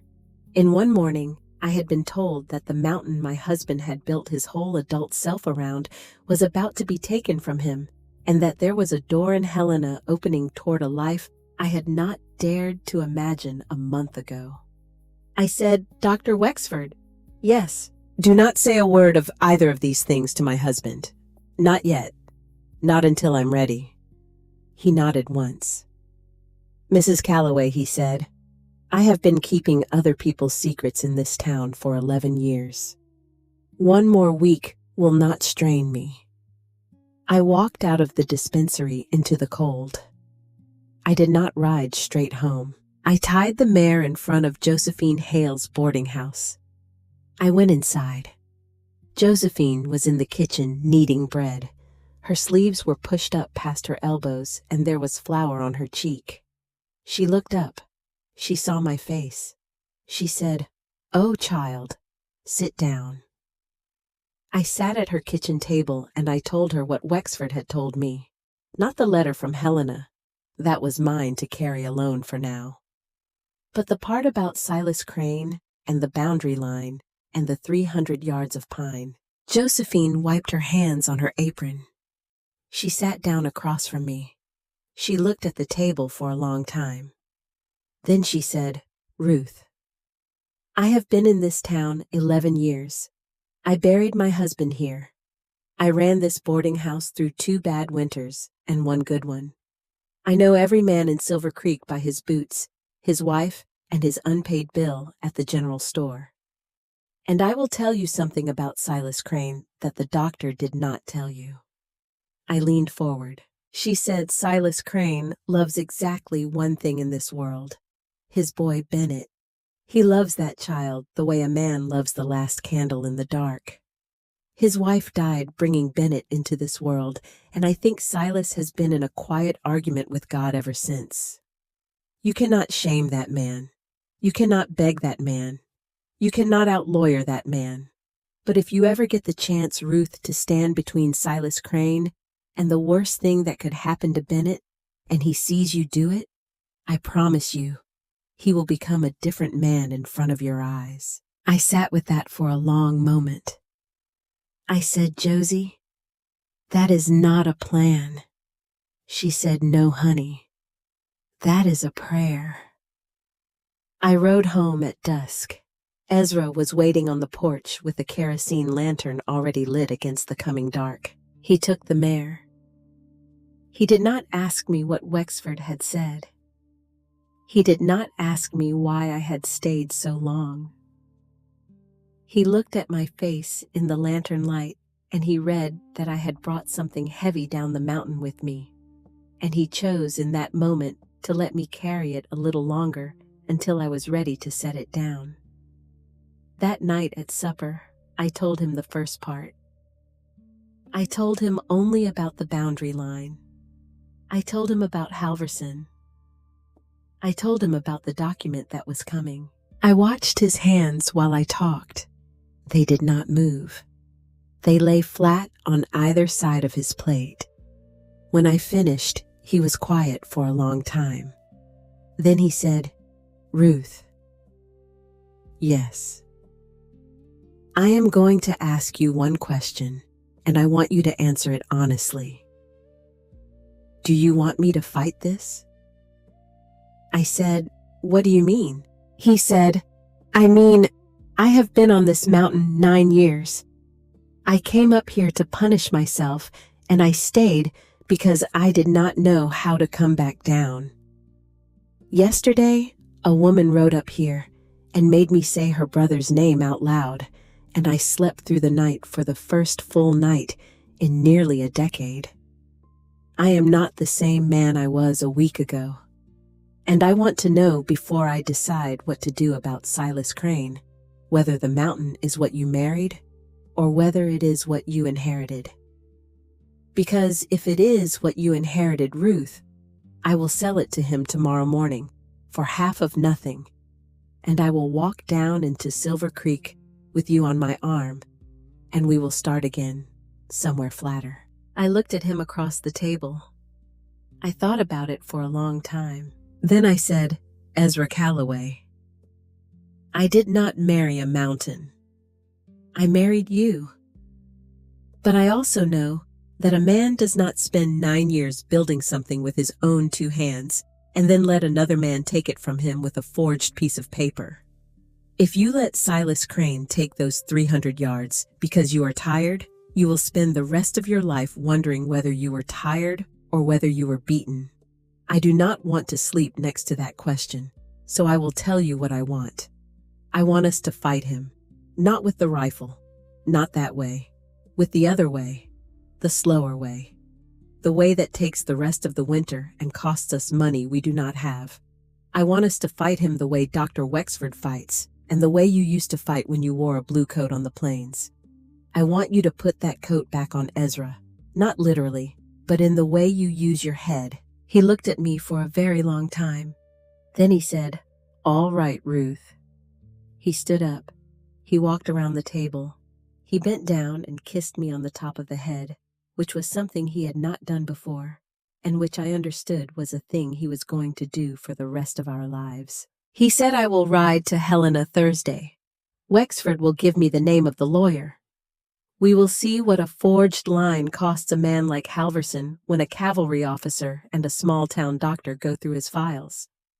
I said, Ezra. Yes, we do not have money for a lawyer in Helena. He said we have $320 in a coffee tin under the floorboard in the front room. I said, I know. He said, we have a mountain. We will use what we have. I said nothing about the $320. I said nothing about what I had already started to think about it standing in the yard last night with my arms around a shaking man. I said nothing about Lucia Kowalski and Helena. I let him think we were going to spend the money on a lawyer. I was not yet ready to tell him what I thought we were really going to spend it on. Tuesday, I went back down to Silver Creek. It was cold. The sky was gray iron. The road was rutted. The mare walked carefully, and I let her take her time. I went to Wexford's office first. He handed me a letter without a word. I opened it in the chair across from his desk. It was from Margaret Holloway in Helena. Her handwriting was small and sharp. She said she had read Wexford's letter about me. She said she was willing to take me on for 6 months beginning the 1st of July. She said she could not pay me because St. Peter's did not pay its trainees, but she could feed me and house me and teach me. She said at the end of 6 months, I would be as competent as any graduate nurse in the territory and better than most. She said that if I was the woman Wexford had described, I should come. I read the letter twice. I folded it. I put it inside my coat. I looked up at Wexford. I said, "Doctor, I do not know what to do with this yet." He said, "Mrs. Calloway, you are not required to know yet. You are required only to keep it safe and to read it again when your life is quieter." I said, "My life is not going to be quieter for a while." He said, "No, I do not suppose it is." I left Wexford's office and I walked down Main Street toward Josephine's boarding house.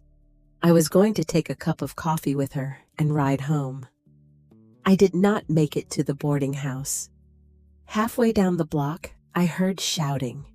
It came from the timber company office, a 2-story wood frame building with a heavy oak door and glass windows painted with the words Crane Timber Company in gold leaf. The door flew open. A man came running out. He was not wearing a coat. He was a clerk I had seen once before behind a counter. His face was the color of old paper. He ran across the street to the general store. He came out again 30 seconds later with the storekeeper's wife, a heavy-set woman named Mrs. Olson, who had nursed 2 of her own children through diphtheria and was known in town as a level head. Mrs. Olson was already running. I caught the clerk's sleeve as they came back toward the office. I said, "What is it?" He said, "The boy." "Bennett, Mr. Crane's boy. He is upstairs. He has been sick since yesterday. He has gone into a fit. His father cannot wake him." I said, "Where is Dr. Wexford?" The clerk said, "At the Jorgensen place." "Broken leg. He rode out an hour ago. He will not be back until dark." I stood in the street. I thought about Josephine's kitchen and her flower on her cheek, and the word she had used. Prayer. I thought about 300 yards of pine. I thought about a forged boundary line. I thought about a 9-year-old boy in a bedroom above a timber office in a fit with a father who could not wake him. I pushed past the clerk. I walked into the Crane Timber Company office. I climbed the stairs 2 at a time, which was not something I had done easily in several years. Silas Crane was on its knees beside a small iron bed. Bennett was on the bed. He was a thin boy with his father's dark hair and his mother's fine bones. His skin was the color of wet chalk. His eyes were rolled up under his lids. His body was jerking in small, sharp rhythms. His arms rigid, his jaw locked so tight I could hear his teeth grinding. Silas looked up when I came in. He did not recognize me for a moment. I saw him not recognize me. Then he did. His face changed in a way I will remember for as long as I live. He said, "Mrs. Calloway." He said it like a question. I said, "How long has he been like this?" 6 minutes. "Has he done this before?" "Never." "He was hot all last night. He was hot this morning. I thought it was a cold. He was drawing pictures at the table after breakfast. Then he went upstairs to lie down. Then Hawkins came and said the boy was shaking. I came up, and he was already like this. Any chills before the heat? Yes. Yesterday. He was cold for an hour by the stove and could not get warm. I put my hand on Bennett's forehead. It was burning. Not a child's fever, a killing fever. 105, maybe more. I put 2 fingers against his throat. His pulse was running fast and thin. I knew what this was. It was the same thing that had taken the youngest Olsen child 2 winters ago, and 3 men on my father's block in Pittsburgh the summer I was 15. It was the kind of fever that had crossed the oceans in ships and come up the rivers in steamboats and hidden itself in the muddy water of mining creeks. It was a marsh fever. A bad one. I said, Mr. Crane, listen to me very carefully. He looked up at me from the floor. I said your son has malarial fever. It comes in cycles. The convulsion is from the heat. We have to break the heat or we will lose him. Dr. Wexford has quinine in his dispensary across the street. I know where it is kept. I'm going to go get it. While I'm gone, I want you to do exactly 3 things. Strip him to his shirt. Soak 2 towels in the coldest water you have. Wrap one around his chest and one around his thighs. Do not put them on his face. Do not put him in a tub. Wrap and wait. I will be back in 4 minutes. He said, Mrs. Calloway. I said, do it now, Mr. Crane. He did it. I ran down the stairs. I ran across the street. The general storekeeper let me into the side door of Wexford's dispensary with a key he kept for emergencies. I went to the second shelf. I took down the glass jar labeled Cinchona officinalis. I took down a smaller jar labeled laudanum. I took a stone mortar. I took a clean muslin square and a graduated glass. I ran back across the street. I went up the stairs. Bennett had stopped jerking. That could mean 2 things, and only one of them was good. He was breathing. His mouth was slack. I ground the cinchona bark in the mortar. I measured by eye. My father had shown me how to do this in a back room on Liberty Avenue when I was 11 years old. I strained the powder through the muslin. I mixed it with 2 ounces of warm water from the kettle on the bedroom stove. I added a drop of the laudanum, no more, because he was a child. I lifted his head. I poured it between his lips in small amounts. I watched his throat. He swallowed. Twice. 3 times. Then I sat down on the edge of the bed, and I waited. Silas Crane was on the other side of the bed, on his knees, holding his son's hand. He did not look at me. He said quietly, "Is he going to live?" I said, "Mr. Crane, I do not know. He is a strong boy. The dose was right. If he gets through the next hour without another convulsion, he will probably live. I am not going to lie to you. I will not lie to you tonight of all nights." He said, "You came running. You came up these stairs. You did not have to." I said, "I am a druggist's daughter, Mr. Crane. I have never in my life walked past a sick child." He looked at me for a long time. Then he said, "Mrs. Calloway, why are you being kind to me?" I said, "Because you are a father in a room with a sick boy. There is nothing else in this room right now." He looked down at his son.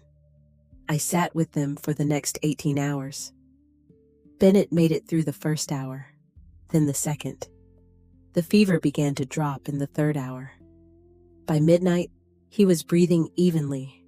By 3 in the morning, the fever had broken enough that he was sweating, which is the good sweat, the sweat a body gives up when it has decided to live. Silas Crane did not leave the room. He did not eat. He did not drink. He sat on the floor with his back against the wall. At some point in the long middle of the night, he began to talk. He did not talk about timber. He did not talk about boundary lines. He did not talk about his wife, though I had expected he might. He talked about his son. He talked about the first time Bennett had caught a fish and how Bennett had cried because the fish was scared. He talked about Bennett's drawings, which he kept in a drawer in his desk, and which he had never shown anyone because a timber baron is not supposed to keep his child's drawings in a drawer. He talked about the fact that Bennett was afraid of the dark and that every night Silas left a lamp burning low in the hallway because his son could not sleep without it. I listened. I did not say much. There was nothing to say. At some point near dawn, he stopped talking. Then he said, without looking at me, Mrs. Calloway, "I have a document in my desk downstairs." I said, "I know." He said, "You knew?" I said, "Yes, Mr. Crane." He said, "And you came up the stairs anyway?" I said, "Yes." He was silent for a long time. Then he said, "I am going to burn it this morning." I said, "Mr. Crane, do not burn it because you owe me something. Burn it because it is wrong.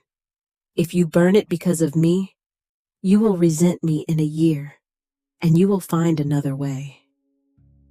Burn it because you know, sitting in this room, that a man who forges a boundary line is not the man your son thinks you are."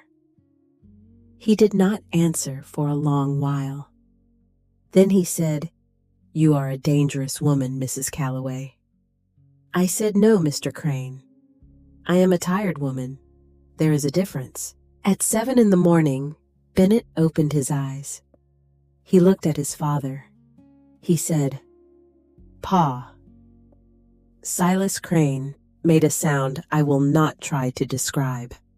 It was the sound a man makes who has been told he can keep the only thing he values in the world. Bennett looked over at me. He said, "Who is the lady?"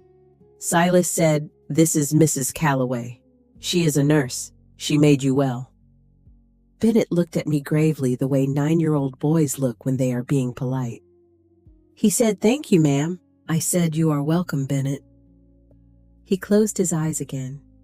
He was asleep before his head had settled back on the pillow. This time, the good sleep. The sleep of a body that has decided to come home. Dr. Wexford rode in at 8:30. He came up the stairs 2 at a time despite his 64 years and the 12-hour ride from the Jorgensen place. He examined Bennett. He looked at the empty muslin on the bedside table. He looked at the cinchona bottle. He looked at me. He said, "Mrs. Calloway." I said, "I did what my father would have done." He said, "You did what a better man than your father would have done. Your father was a druggist. You are something else." Silas Crane walked me downstairs at 9 in the morning. We stopped in the front office. His desk was in the corner. There was a sealed envelope on it with my husband's name on the front in heavy black ink, and the red wax seal of the territorial office pressed into the flap. He picked up the envelope. He walked to the stove in the corner of the office.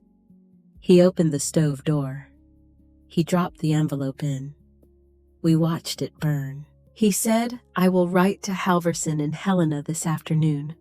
I will tell him his services to my company are no longer required. I cannot undo the forgery he has already committed on paper I do not possess. But I can promise you, Mrs. Calloway, that no surveyor working for Crane Timber Company will ever set foot on your husband's mountain again. I will write it into my will if you would like me to." I said, "Mr. Crane, your word will be enough." He nodded once. Then he said, "Mrs. Calloway, one more thing. Yes. My wife, when she died, left a small sum for the poor of this town. It has been sitting in the bank for 9 years because no one in this town, including me, has been willing to administer it honestly. There is $400 in that account. I would like you to have the use of it. Not for yourself. I know you will not take money for yourself. For a dispensary in Silver Creek, a small one, for the poor. I will match the sum every year for the rest of my life, so long as you are the one running it. I stood in the office of the man who had 40 hours earlier been preparing to steal my husband's mountain. I said, "Mr. Crane, that is a great deal to decide in one morning." He said, "Mrs. Calloway, I have not decided anything in one morning. I decided it at 3 o'clock this morning while you were pouring cinchona down my son's throat, and I have been looking for a way to say it ever since." I looked at him. I said, "Let me think about it." He said, "Take as long as you need." I rode up the mountain at 10 in the morning. I had been gone almost a full day. I had not sent word. I had not had the chance. I did not know whether Ezra had come down looking for me or whether he had stayed home, trusting me in a way that he had not trusted anyone since 1879. I came out of the trees into the clearing in front of our cabin. He was not at the woodpile. He was not on the porch. The door was open. I dismounted. I walked up the steps. I went inside. He was sitting in the chair by the fire. He had a rifle across his knees. The rifle was clean and oiled, which meant he had cleaned it recently, which meant he had been sitting there, I understood, for most of the night. He looked up when I came in.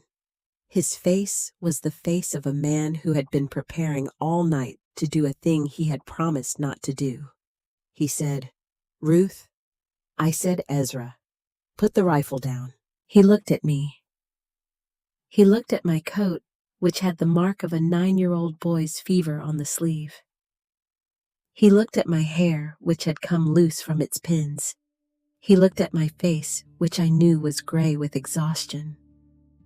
He put the rifle on the floor. I walked across the room. I knelt down in front of him, which was not easy with my knees, but which felt like the right shape to take in that moment. I put my hands on his. I said, "Silas Crane burned the document this morning. In front of me. In his own stove. His boy was sick last night. I sat with the boy. The boy lived. There is no boundary line. There will be no logging crew. There will be a dispensary for the poor of Silver Creek, and Silas Crane is going to pay for it, and I am going to run it." He stared at me. He said, "Ruth." I said, "There is one more thing." I took the letter from Margaret Holloway out of my coat. I put it in his hand. I said, "Read it." He read it. He read it twice because he was a careful man. He looked up at me. He said, "Ruth." "How long?" I said, 6 months, beginning the 1st of July. I would be gone until Christmas. He was quiet for a long time. Then he said, "Ruth." "Yes." "When you came down out of Pittsburgh, you came down with 1 trunk and 3 dresses and a Bible. You did not come down out here to sit in a cabin and mend my shirts for 30 years. I have known that since the first night when I saw you try to walk 6 miles in the snow rather than go back to the train station. You have work to do. You go to Helena. You do your work. You come home at Christmas." I said, "Ezra, 6 months is a long time." He said, "Ruth, I waited 9 years for you. I can wait 6 months." He pulled me up against him. I put my face against his shoulder. I did not weep. I had used up my weeping on a 9-year-old boy. But I stayed there against his shoulder for a long time, and he held me, and outside the window, the snow began to come down again, soft this time. Not the hard kind, the kind that settles on the roof and stays. March came and went. April broke the ice on the creek. In May, Ezra told me he was going to Helena. He said it at breakfast. He did not look up from his coffee. He said, "Ruth, I need to take a trip." I said, "Where?" He said, Helena. 3 days. I will leave Thursday and be back Saturday night. I said, for what? He looked up. He looked at me for a long moment. He said, I am going to take the money in the coffee tin under the floorboard. All of it. $320. I am going to open an account at the First National Bank of Helena in the name of Lucia Kowalski. I am going to name her aunt as trustee. I am going to instruct the bank that the money is to pay for her schooling until she is 18, and that no one is ever to tell her where it came from. He paused. He said, I want to do this with your permission, Ruth. It is our money now, not mine.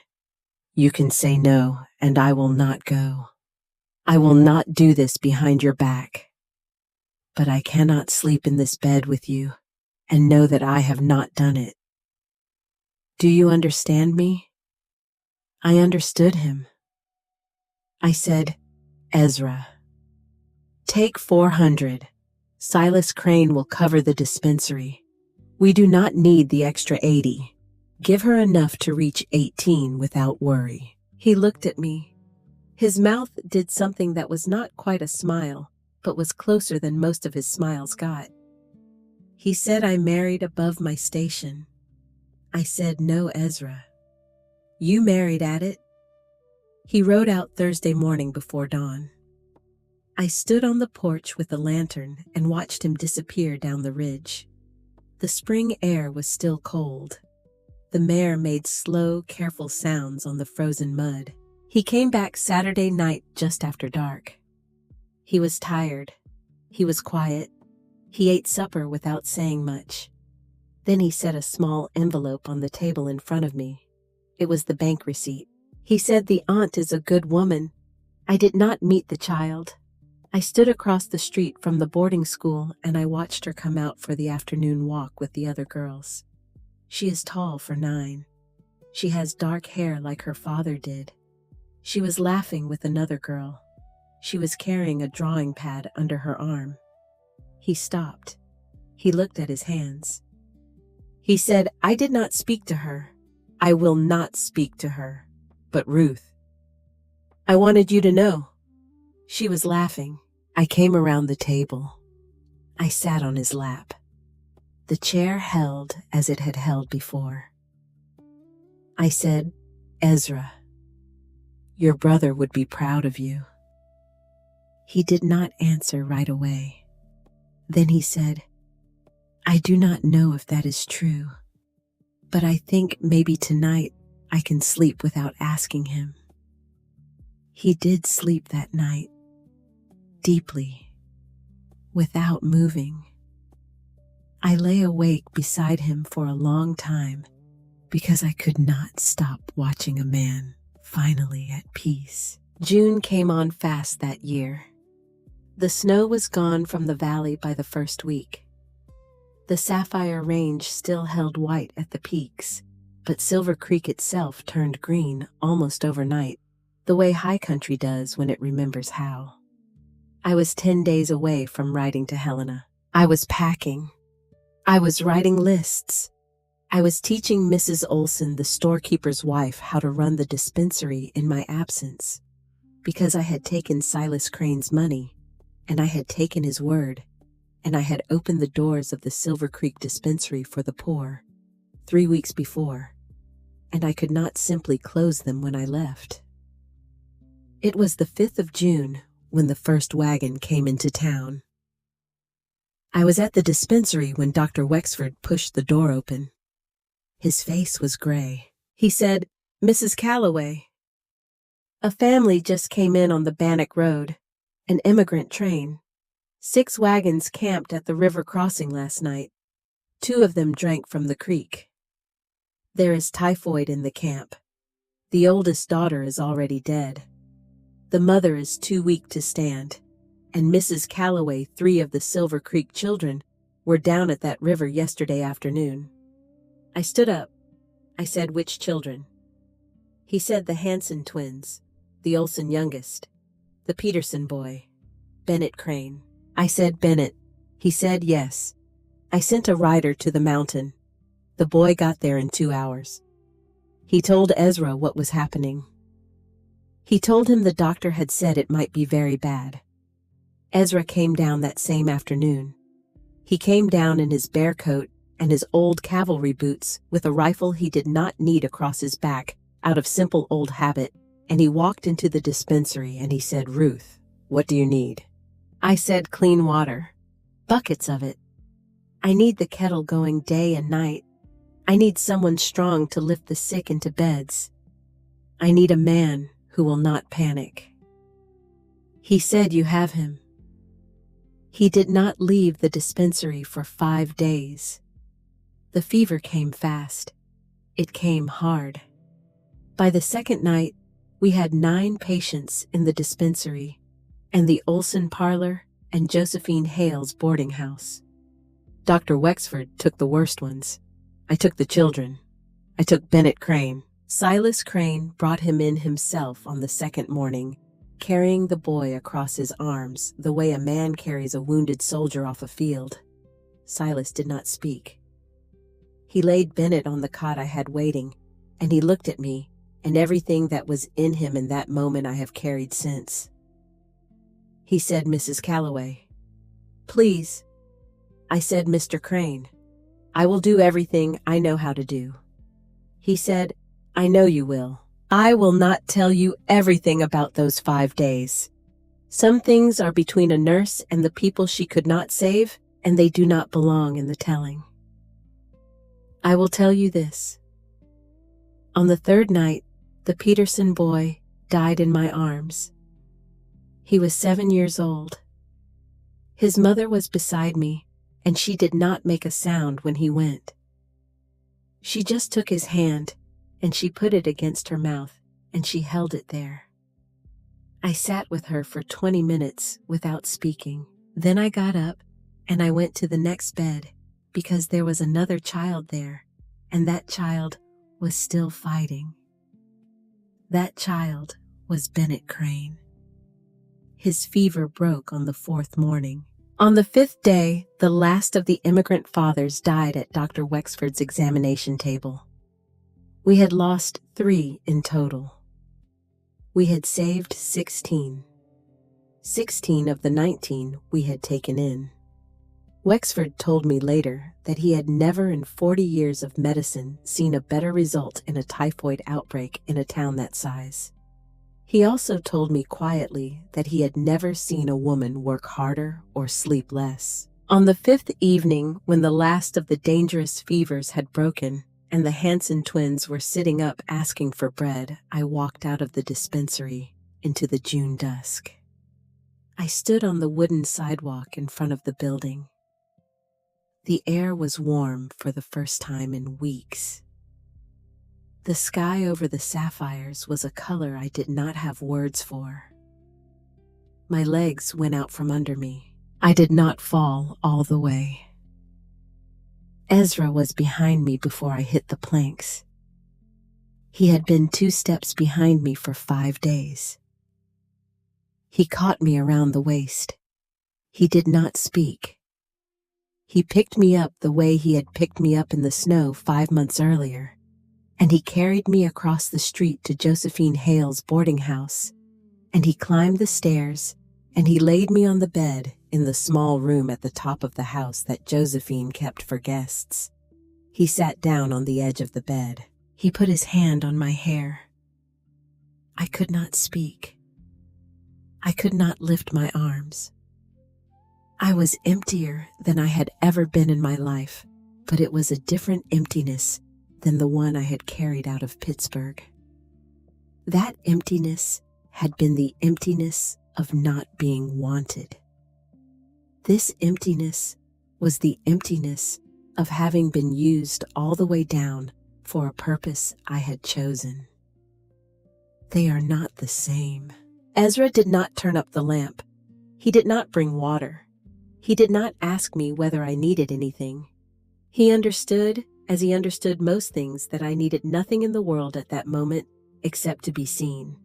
He said, Ruth, look at me. I opened my eyes.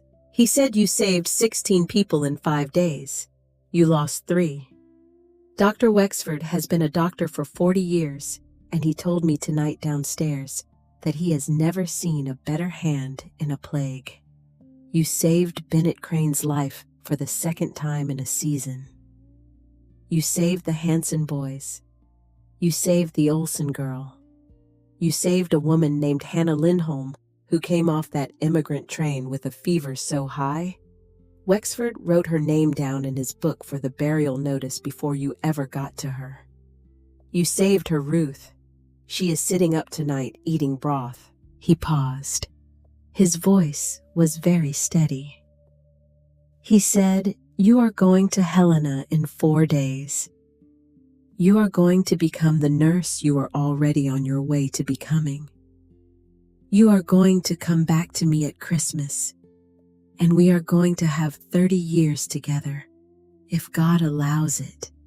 And you are going to save more lives in this valley than Dr. Wexford and I combined could ever have done without you. But Ruth." He put his forehead against mine. I felt his breath on my face. He said, "Tonight, I do not want to think about 4 days from now. I do not want to think about Helena. I do not want to think about 6 months. I have given you to the work Ruth and I will give you again and again and again, because I understand now that the work is what you are for. But tonight, Ruth, you are not the nurse of Silver Creek. Tonight, you are my wife. Tonight, I am not letting the world have you. Tonight, I am having you." He kissed my forehead. He said, "I'm having you tonight." I did not have the strength to answer with words. I took his hand. I brought it to my face. I held it there. He lay down beside me. He did not take off his boots. He did not take off his coat. He wrapped himself around me the way a man wraps himself around the only thing in the world he is sure of, and he held me like that while I fell asleep. The last thing I remember of that night was his breath on the back of my neck and the sound of Josephine's clock striking 9 somewhere downstairs. I slept for 14 hours. When I woke up, he was still there. He had not moved. His eyes were open. He had been watching me sleep the entire night because he was not going to miss 1 hour of the last 4 days he would have me before Helena. That was the night. That was what he said. And I have told you because you should know that there was a man in this country in 1887 who understood that a woman could belong to her work and to him both, and that neither claim had to make the other smaller. There are not many men like that. I had the luck to marry one. I rode to Helena on the 9th of June. Ezra took me as far as the stage station. He did not come with me all the way because we had agreed, both of us, that a goodbye should be clean, and that a goodbye dragged out for 2 days on the road is worse than a goodbye at a station gate.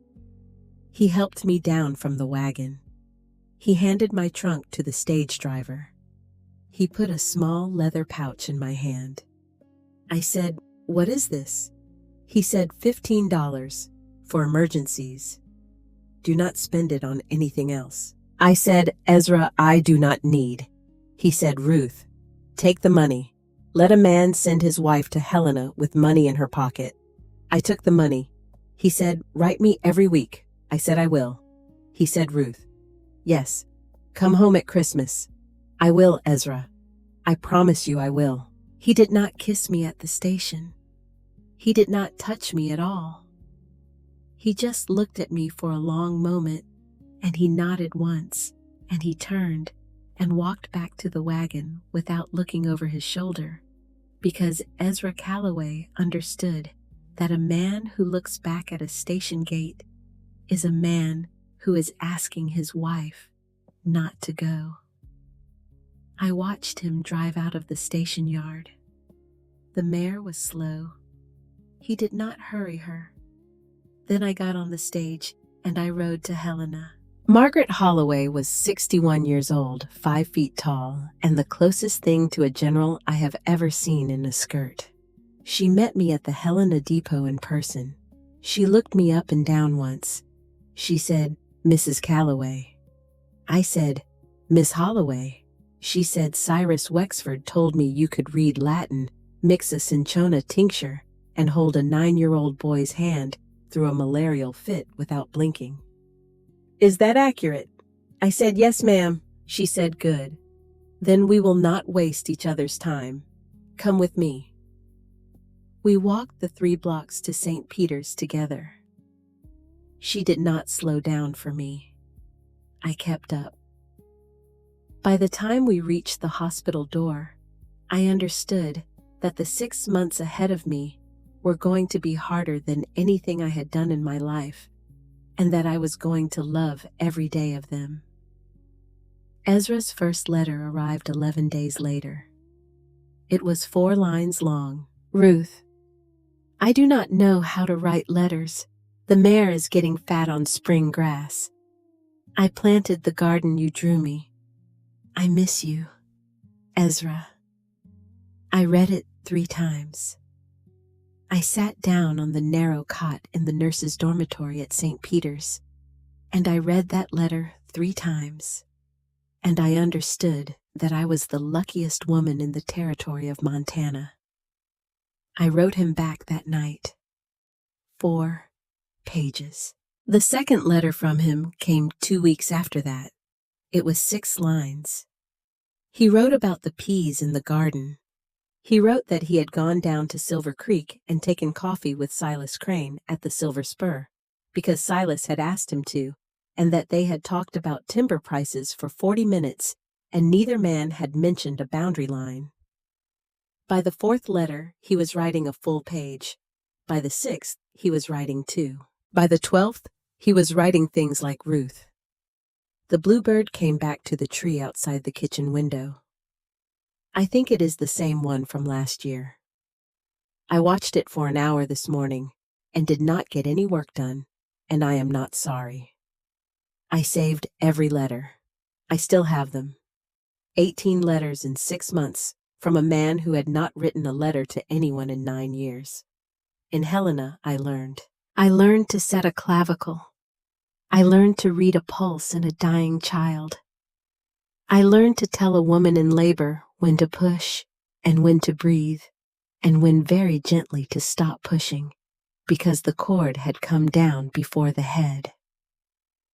Margaret Holloway taught me these things the way she taught everything, which was by standing behind me and saying, "Do it, and I will tell you afterward what you got wrong." I got a lot wrong the 1st month. I got less wrong the 2nd. By the 4th month, Margaret let me run the women's ward alone on Tuesdays and Thursdays. By the 5th month, I knew. I knew on a Tuesday morning in early November. I was bending over a patient to check a suture, and the room turned for a second. I straightened up. I walked to the wash basin. I put cold water on my face. I counted backward in my head. I counted to 10 weeks. I sat down on the wooden stool beside the basin. I put my hand on my stomach. I had not told Ezra I thought something was different when I left. I had not known for sure. I had put it aside the way a woman puts aside a question she is not ready for, because I was a nurse in training, and I did not have room for another change. Now there was no putting aside. I was going to have a child. I did not write to tell him. I wanted to say it to his face. I wanted to see the shape of him when he heard it. I kept working. I kept writing weekly letters that did not mention the one thing that had changed everything. Margaret Holloway figured it out by the 7th month of my pregnancy, which was the 6th month of my training, because Margaret Holloway had figured out every pregnancy that had ever walked past her. She did not lecture me. She adjusted my duties. She took me off the lifting work and put me on records in teaching. She said, "You are going to make a fine nurse, Mrs. Calloway, and a fine mother, and if you tell anyone I said so, I will deny it." I loved her. On the 18th of December, 1887, I stepped off the stage at Silver Creek. The snow was coming down soft. The sapphire mountains behind the town were white again. The little white church was still standing. The brass bell on the general store rang when a man pushed the door open, and the sound carried across the street to the depot the way I remembered it. Ezra was waiting by the wagon. He saw me. He did not move for a moment. Then he walked across the wooden platform, and he stopped 3 feet from me, and he looked at me. He said, "Ruth." I said, "Ezra." His eyes dropped to my coat. I had a heavier coat than the one I had left in. The coat did not lie. I was almost 6 months along, and a woman at 6 months does not hide it in a wool coat. He looked back up at my face. He said, "Ruth." I said, "Ezra." I was going to tell you in the wagon so that nobody else would be watching, but I see I am a little late for that. He did not say anything. He put both his hands on my face. He put his forehead against mine. He said, "When?" I said, "March, I think. Maybe the first week." He said, "Ruth." I said, "I know." He lifted me into the wagon. He did not pick up the trunk. Josephine Hale's boy came out from the boarding house and loaded it for us, and I did not even realize it until we were halfway up the mountain, because Ezra had not let go of my hand the entire way. He was born at 10 minutes past 4 in the morning on the 29th of March, 1888. Margaret Holloway had ridden down from Helena a week before. Dr. Wexford was there. Josephine Hale was there. Ezra was not in the room at the moment of the birth, because Margaret had told him in the tone of a cavalry general that he would be of more use splitting wood in the yard than hovering in the cabin. He split wood for 8 hours that night. When he came in at dawn, there was enough wood in the yard to see us through the next winter. Margaret met him at the door. She put the bundle in his arms. She said, "Mr. Calloway, your son." Ezra looked down. He did not speak for a long time. Then he said, "Ruth." "What do we name him?" I was sitting up in bed, very tired and very happy in the back room of the cabin. I had thought about the name for months. I had waited to tell Ezra the way I had waited to tell him about the pregnancy, because some names a woman wants to give a man in his own home. I said, "I want to name him Jonah." Ezra closed his eyes. He stood in the doorway with the baby in his arms, and he closed his eyes, and he did not say anything for a full minute. I have thought about that minute many times in the years since. I have come to believe that a man who has carried a dead brother for 9 years needs a minute when a new life is handed to him and given that brother's name to put some things down that he will never pick up again. Finally, he opened his eyes. He said, "Jonah Calloway." I said yes. He said, "It is a good name, Ruth." He brought the baby over to the bed. He laid him beside me. He sat down on the edge of the mattress and he put one large cracked hand on the top of his son's head, and he said quietly to the baby, to me, or to a young man buried above an old cabin outside Bannock City in 1879. I am not sure which. Welcome home. Epilogue. What came after? Dr. Wexford lived 8 more years after that spring. He died in his office chair in the winter of 1896, with a copy of my first formal license pinned to the wall behind him. Montana Territory became Montana State in 1889, and by 1894, the new state legislature allowed practical nurses to be certified by examination. I took the examination in Helena. I was the second woman in the state to pass it. Margaret Holloway was the first. Silas Crane kept his word. He paid into the Silver Creek Dispensary every year until he died in 1909. By then, it was no longer a dispensary. It was a small hospital with 6 beds, and his will left it enough money to add 10 more. Bennett Crane grew up to be a lawyer in Helena, a quiet man who sent us a card every Christmas for 30 years, and who, when he was 19, came up the mountain one summer afternoon and asked if he could call me Aunt Ruth. I said yes. He did for the rest of my life. Delphine Kowalski went back to Butte. She wrote me once 2 years after she had come up the mountain. She said she had taken in her brother's daughter, Lucia, and was raising her as her own. She said Lucia had started at the sister's school in Helena on a scholarship from a donor who would not give his name. Delphine wrote, "I know who it is, Mrs. Calloway. I know who it is, and I will not say it because I think the man who did it needs it to be secret in order to carry it. But tell your husband, if you like, that the girl he thinks about is drawing pictures every day. Tell him she wants to be a school teacher. Tell him she is happy," I told him. He did not say anything. He just nodded once and went out to the woodpile and split wood for a long time. Lucia became a school teacher in Missoula. She never knew who had paid for her education. That was how Ezra wanted it.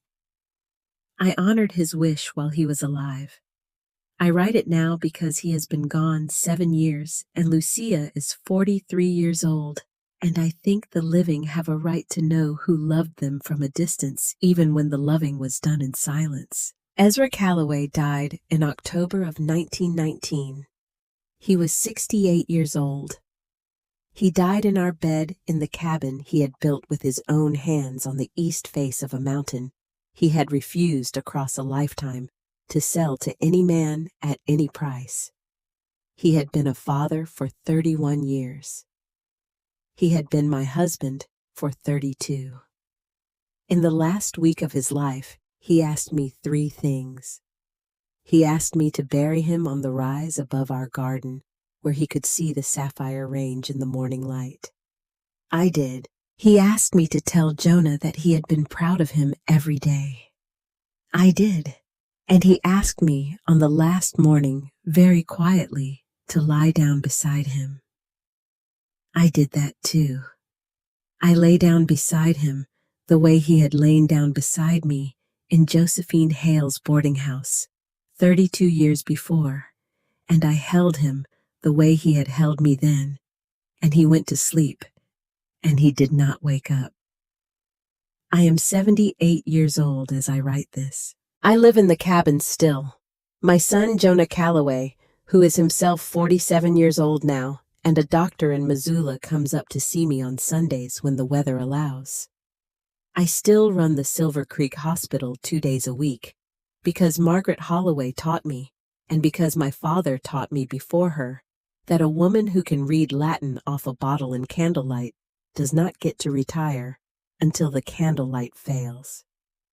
I want to tell you one more thing before I close this book. When I was 29 years old, a man in Pittsburgh told me I was too much to be loved.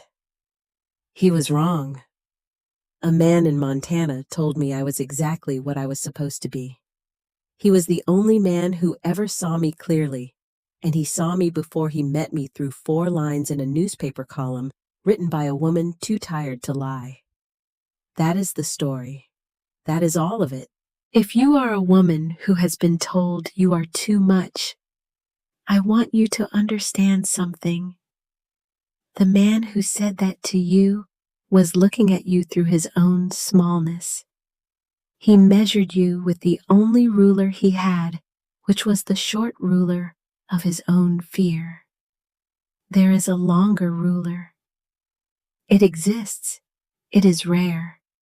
It belongs to men who have been broken by life and put back together by their own hands, and who recognize when they see it the shape of another person who has done the same. If you are a man reading this and you have ever looked at a woman and thought she was too much, I want you to put this book down and think about whether the problem was the woman or the ruler. And if you are young and you are not sure whether love exists in the shape the old stories promised, I want to tell you this. It does. It is quieter than the stories. It is heavier than the stories. It will ask more of you than the stories ever said it would. But it is real. It walked 4 hours through a Montana blizzard in January of 1887 to find me, and it did not put me down until I was home, and it stayed with me for 32 years. And the weight I carried up that ridge in the snow, the weight I had carried my whole life before that night, the weight I was so sure would be the end of me, turned out to be the thing that he loved. Ruth Abernathy Calloway, Silver Creek, Montana. Spring, 1936.